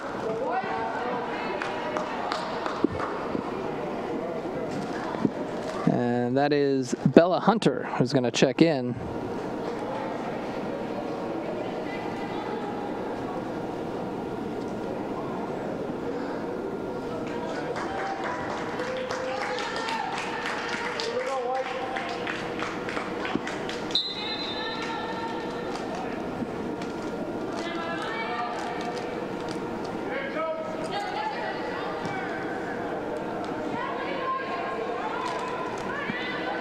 Nationals through the middle, has intercepted. Out to Cosino. Deflected out.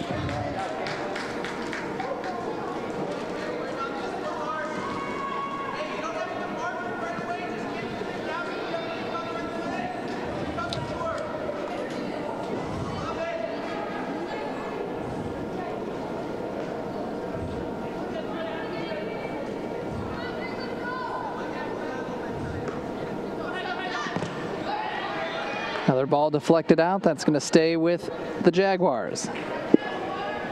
Looking for an equalizer. We're nearly 70 minutes in this 90-minute game.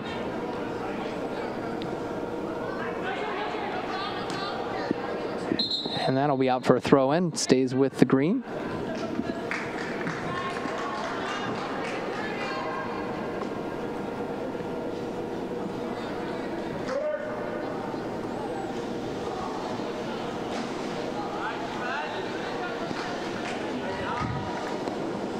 Throw incoming, Stather.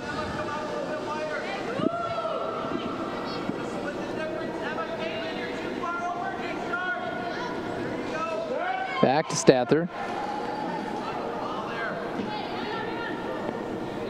Play it back, and that'll go to the Nationals. A turnover.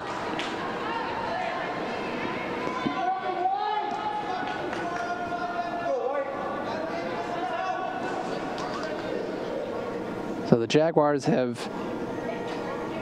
had the Nationals miss a penalty kick.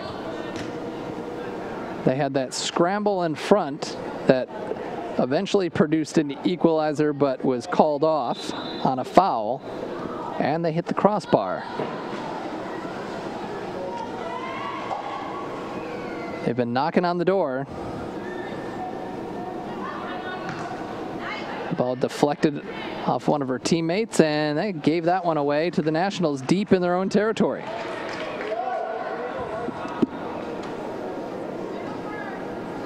Bella Hunter crosses it. Raytano, goal kick.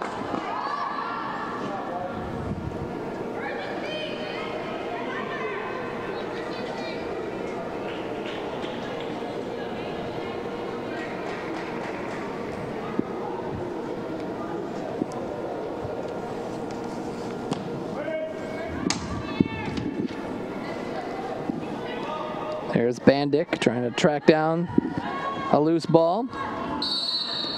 And it'll be a foul right in the middle of the park in Nationals territory. Bring in Mar Cosino. He's their set piece specialist.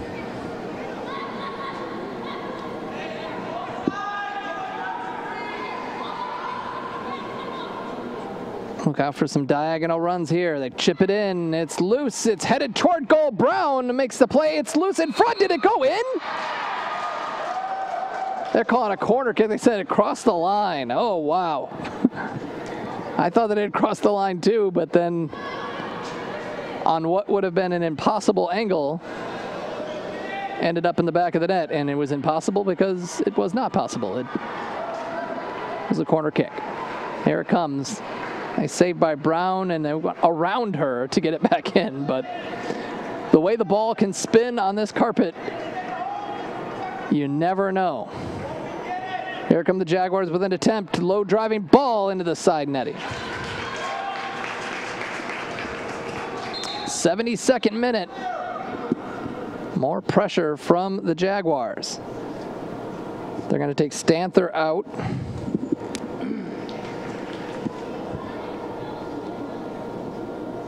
And they're going to bring on Haley Brass.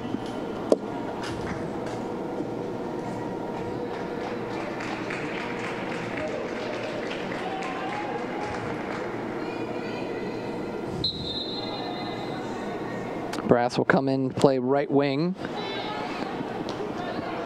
Casino heads it forward. Noonan. Lost the ball, stays with it, wins it back. She's going to volley it in and hit it wide. Kind of rushed the shot and wasn't able to get it on target. The Jaguars still putting on the pressure.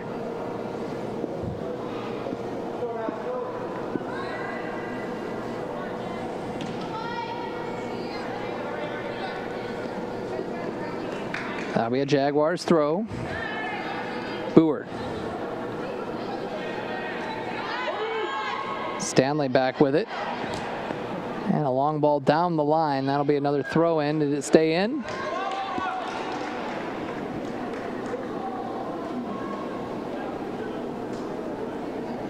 It did, and it will be a Jaguars throw. No. Goal kick. Little secret of the Ultimate Soccer Arenas is that we lose sight of the ball once it goes into either corner. So when that happens, your guess is as good as mine. Sarah Noonan heads it forward. Cleared high in the air. Casino back into the mix. And falls to Stanley. Stanley's got options to her right and to her left. Clark into the box. Crosses, side netting again.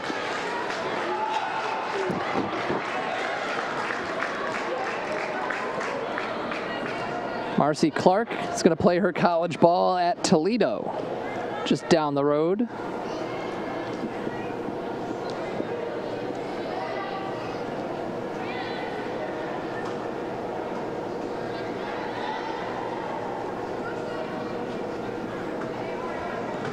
Long ball for the Nationals. They're keeping the pressure on too. They want to get a third goal and maybe put this game away. Casino loses it out. Throw in Nationals.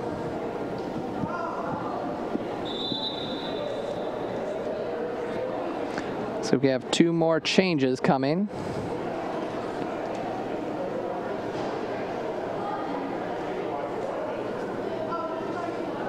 Like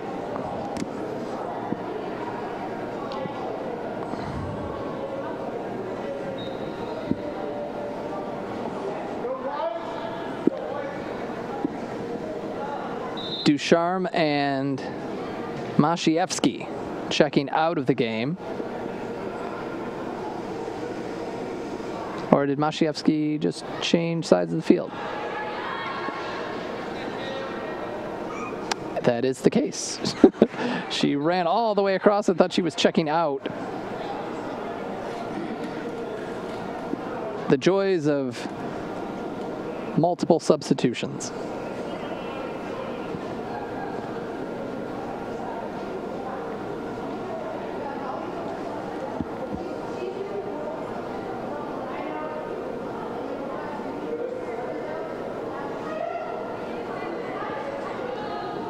Marcy Clark will have a seat.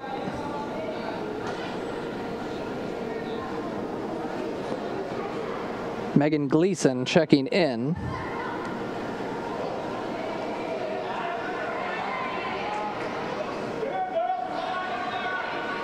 Here come the Nationals. Stanley has it knocked away.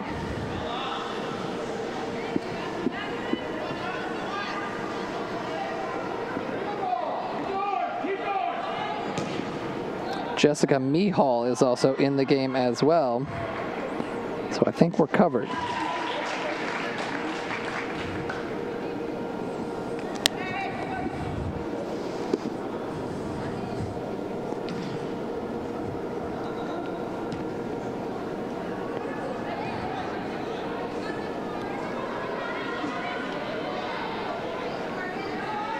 Comes Raytano, going one-on-one with Laba. Throw in Jaguars.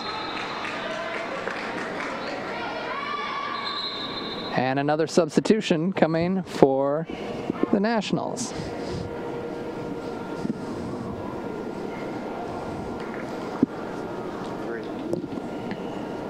Taylor Stanley will come out. She is, unfortunately, we'll have on her in the match report, she'll the player that missed the penalty kick. Would have put them up 2-1 right before halftime.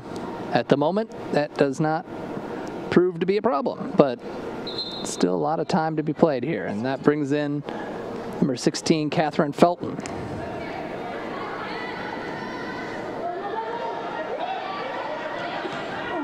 There's a shot in close and goes wide.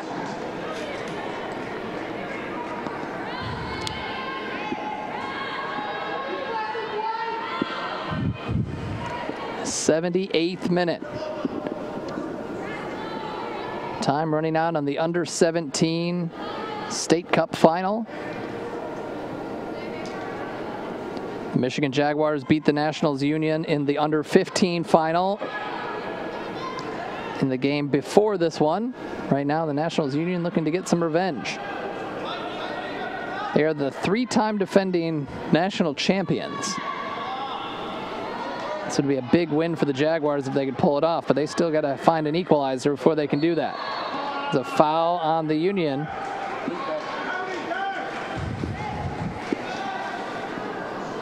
Here comes that opportunity just moments ago, a shot from in close and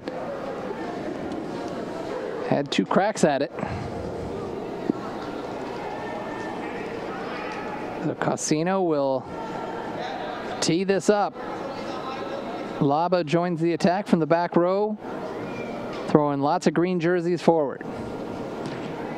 Launches it right at the top of the D, headed forward, and Brown snatches it.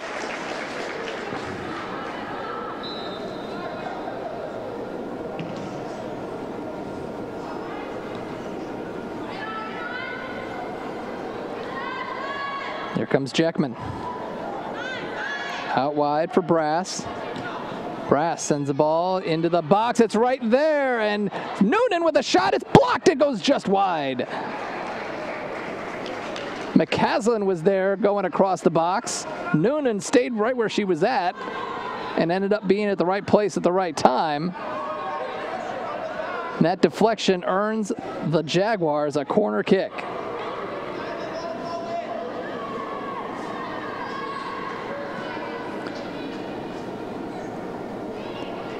Cassino will take the corner.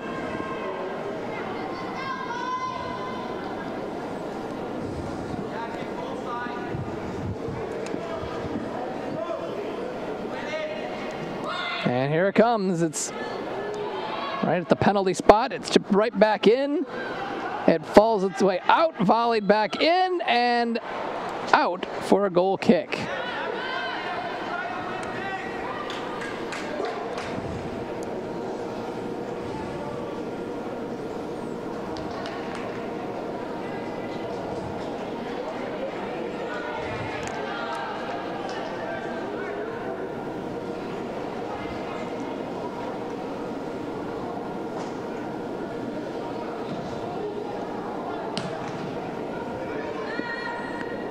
Falls all the way back to the Union.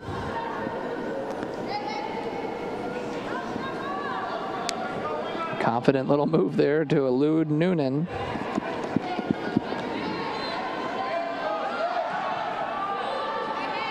They go up the wing, but no one's there. Boer sends it high in the air. Noonan heads it toward the D. McCaslin going in head first.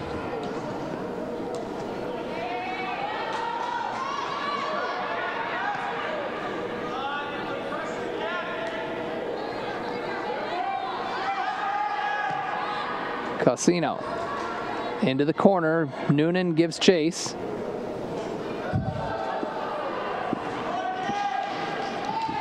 And that'll be a Nationals throw.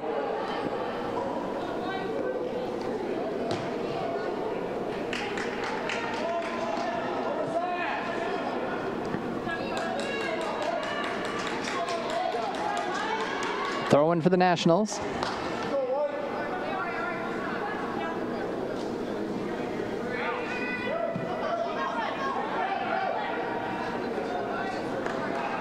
And back to the Jaguars. 82nd minute, approaching the 83rd. Jaguars need a goal to tie this one up. Nationals need to hold on to punch their ticket to regionals. Cross across the box, headed out. Brass. Knocked away, Jaguars throw.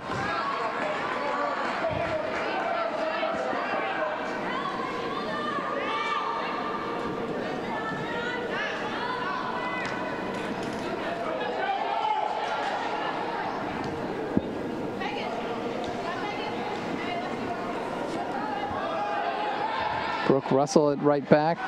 Sends over to Papista, who goes right down the middle, and there's a ball right in the middle. It's wide open, and it is a shot and a goal, and the third for the Nationals. Catherine Felton, wide open. You couldn't believe she was that open.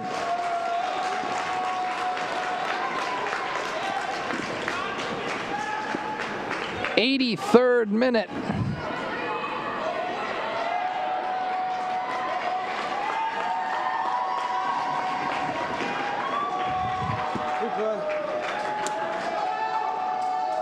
Started the other way, and that last defender toward the bottom of your screen kept her onside, and it was an easy pickings for Catherine Felton. 3-1 Nationals in the under-17 State Cup final. Boy, the Jaguars had been dangerous, and they were knocking on the door, but there was a great counterattack opportunity, and the Nationals took advantage.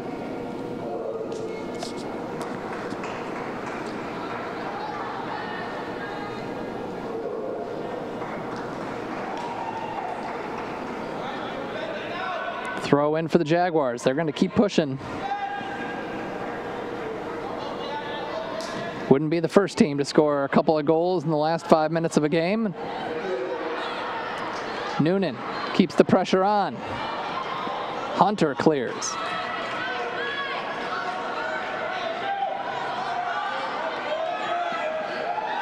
Ball nearly taken away, and it is taken away. Good hustle.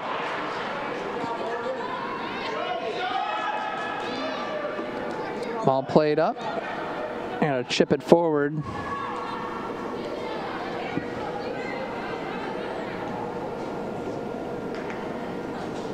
Sarah Smolinski is now pushed up into the attack.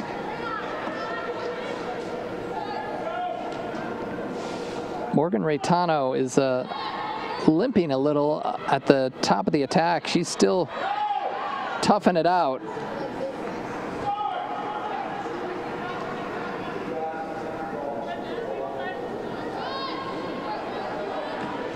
Clearance out, and that'll be a throw in for the Jaguars.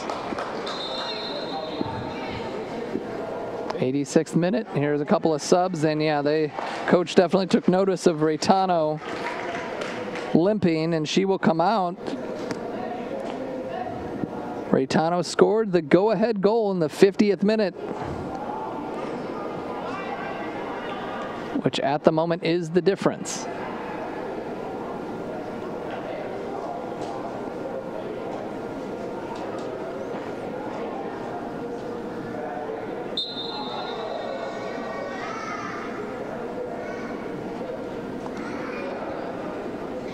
Headed back out. Another green throw.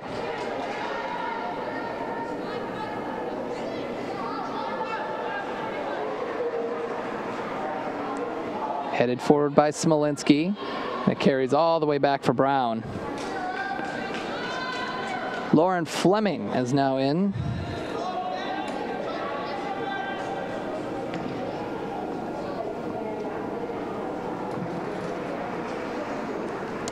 And she has it right there on the sideline. Plays it into the middle for Gleason.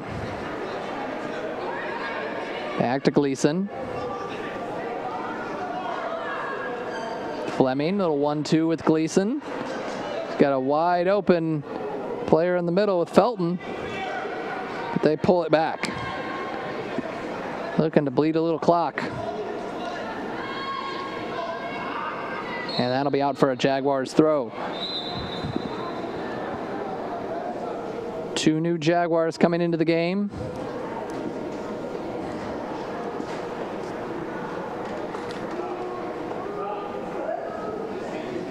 Like Jeckman and McCaslin. McCaslin hit the post. Nearly brought the game level.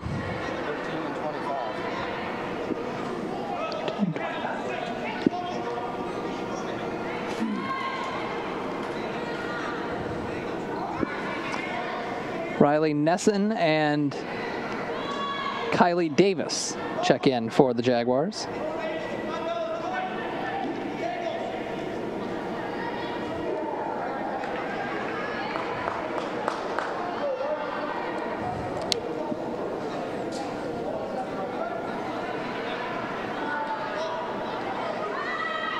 Hunter just playing keep away at this point.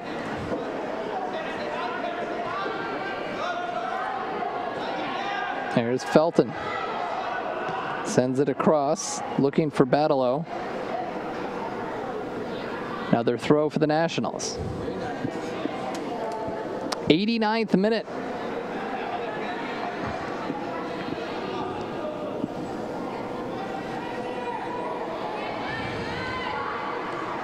They send it all the way back to Emily Brown, who has played well in the back for the Nationals.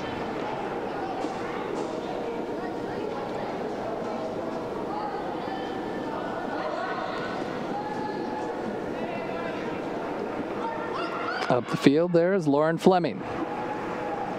Hunter.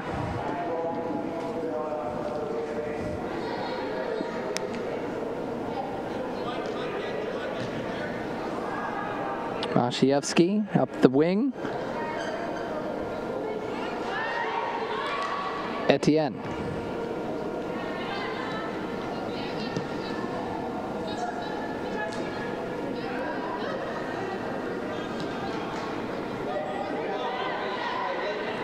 And the Nationals just pull it all the way back to Brown. We can see if they can waste the last few minutes of this one. It looks like 2 minutes of stoppage time is what I think I just saw over there.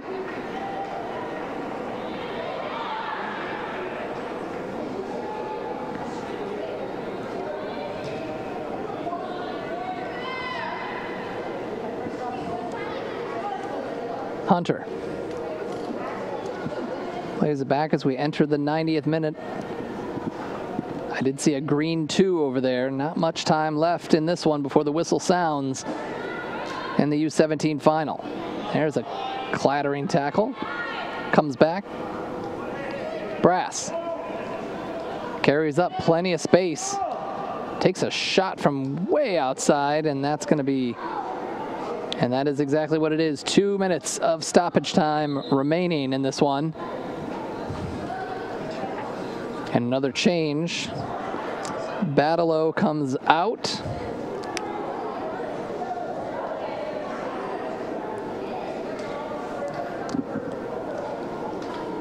Also Dakota Boer for the Jaguars. Checking in is Papis, Adela Papis. And Eiley Reski coming in for the Jaguars. And the last couple minutes of this one tick away. Throw in for the Jaguars. It was a tight, probably 2/3 of this game going back and forth. Jaguars created some really good chances for themselves, just weren't able to capitalize in the second half. Noonan. Here come the Nationals Union. Cosino gets it back.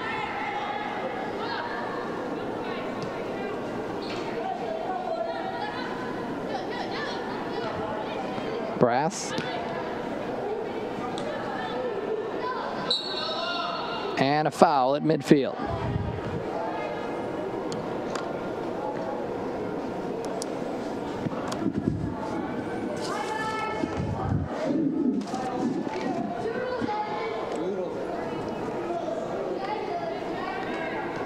Nationals Union just dribbling this one out. Hunter plays it to the back line. McCautry, and that is the final whistle. Congratulations to the Nationals Union, the under-17 State Cup champions. The three-time defending national champs are headed back to regionals. It'll be in June in Indiana. Next summer. And they win this one 3-1 on goals from Brooke Russell, Megan Raytano, and Catherine Felton. Or Morgan Raytano, sorry. A big win for them as we wrap up our coverage of the MSYSA State Cup Finals. Earlier, we had the under-19 final with the Michigan Rush defeating the Michigan Burn 1-0 on a Kendall Dillon goal. And the under-15s was the Jaguars beating the Nationals Union 1-0 on an Ashley Heckman goal from a corner kick. And now, as you see right there, 3-1 is the final score. In the 6th minute, Brooke Russell opened the scoring off a free kick. Nobody moving and burying it into the near corner. Mashievsky tapping it to her on the free kick. 1-0 Nationals, but the Jaguars were not about to give up. Had a great opportunity here. A shot going just wide from Sarah Noonan. And in the 11th minute, another opportunity. A nice save by Brown. Stretching out to her left, or to her right. And then in the 17th minute, Sarah Noonan received the ball. A nice pass. Uses the outside of her right foot and buries it. 1-1 was the score. Jaguars are right back in it, and they continued to pressure, but the Nationals nearly got one back. A diving header attempt going just wide. And just before halftime, a foul in the box leads to a penalty kick.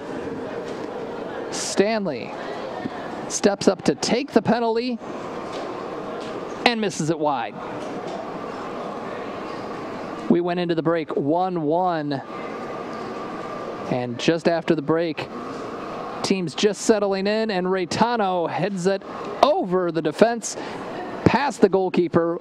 2-1 was the score, but the Jaguars were not done. They continued to fight.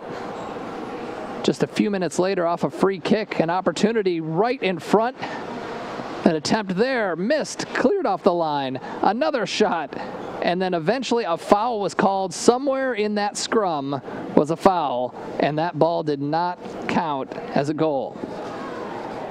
64th minute, this shot going off the crossbar. Another opportunity for the Jaguars. Here's another set piece opportunity. Chipped in, diving attempt, and yes, it ended up in the back of the net, but it had already crossed the line, so it was a corner kick on that play. 83rd minute, the game gets put away. Catherine Felton is fed right in front, all by herself, beats the keeper. 3-1 Nationals as they move on to win the under-17 State Cup final. And there's the final whistle. As much jubilation in National Union land. 3-1 is your final score. Congratulations to the under-17s that will head to the regionals. And thanks to all of you for tuning in. We, of course, had some great action throughout the day from the under-14s, 15, 16, 17, 18, 19. It was a great time. We loved bringing it to you. And thanks for tuning in. I'm Josh Hackala. So long from Pontiac.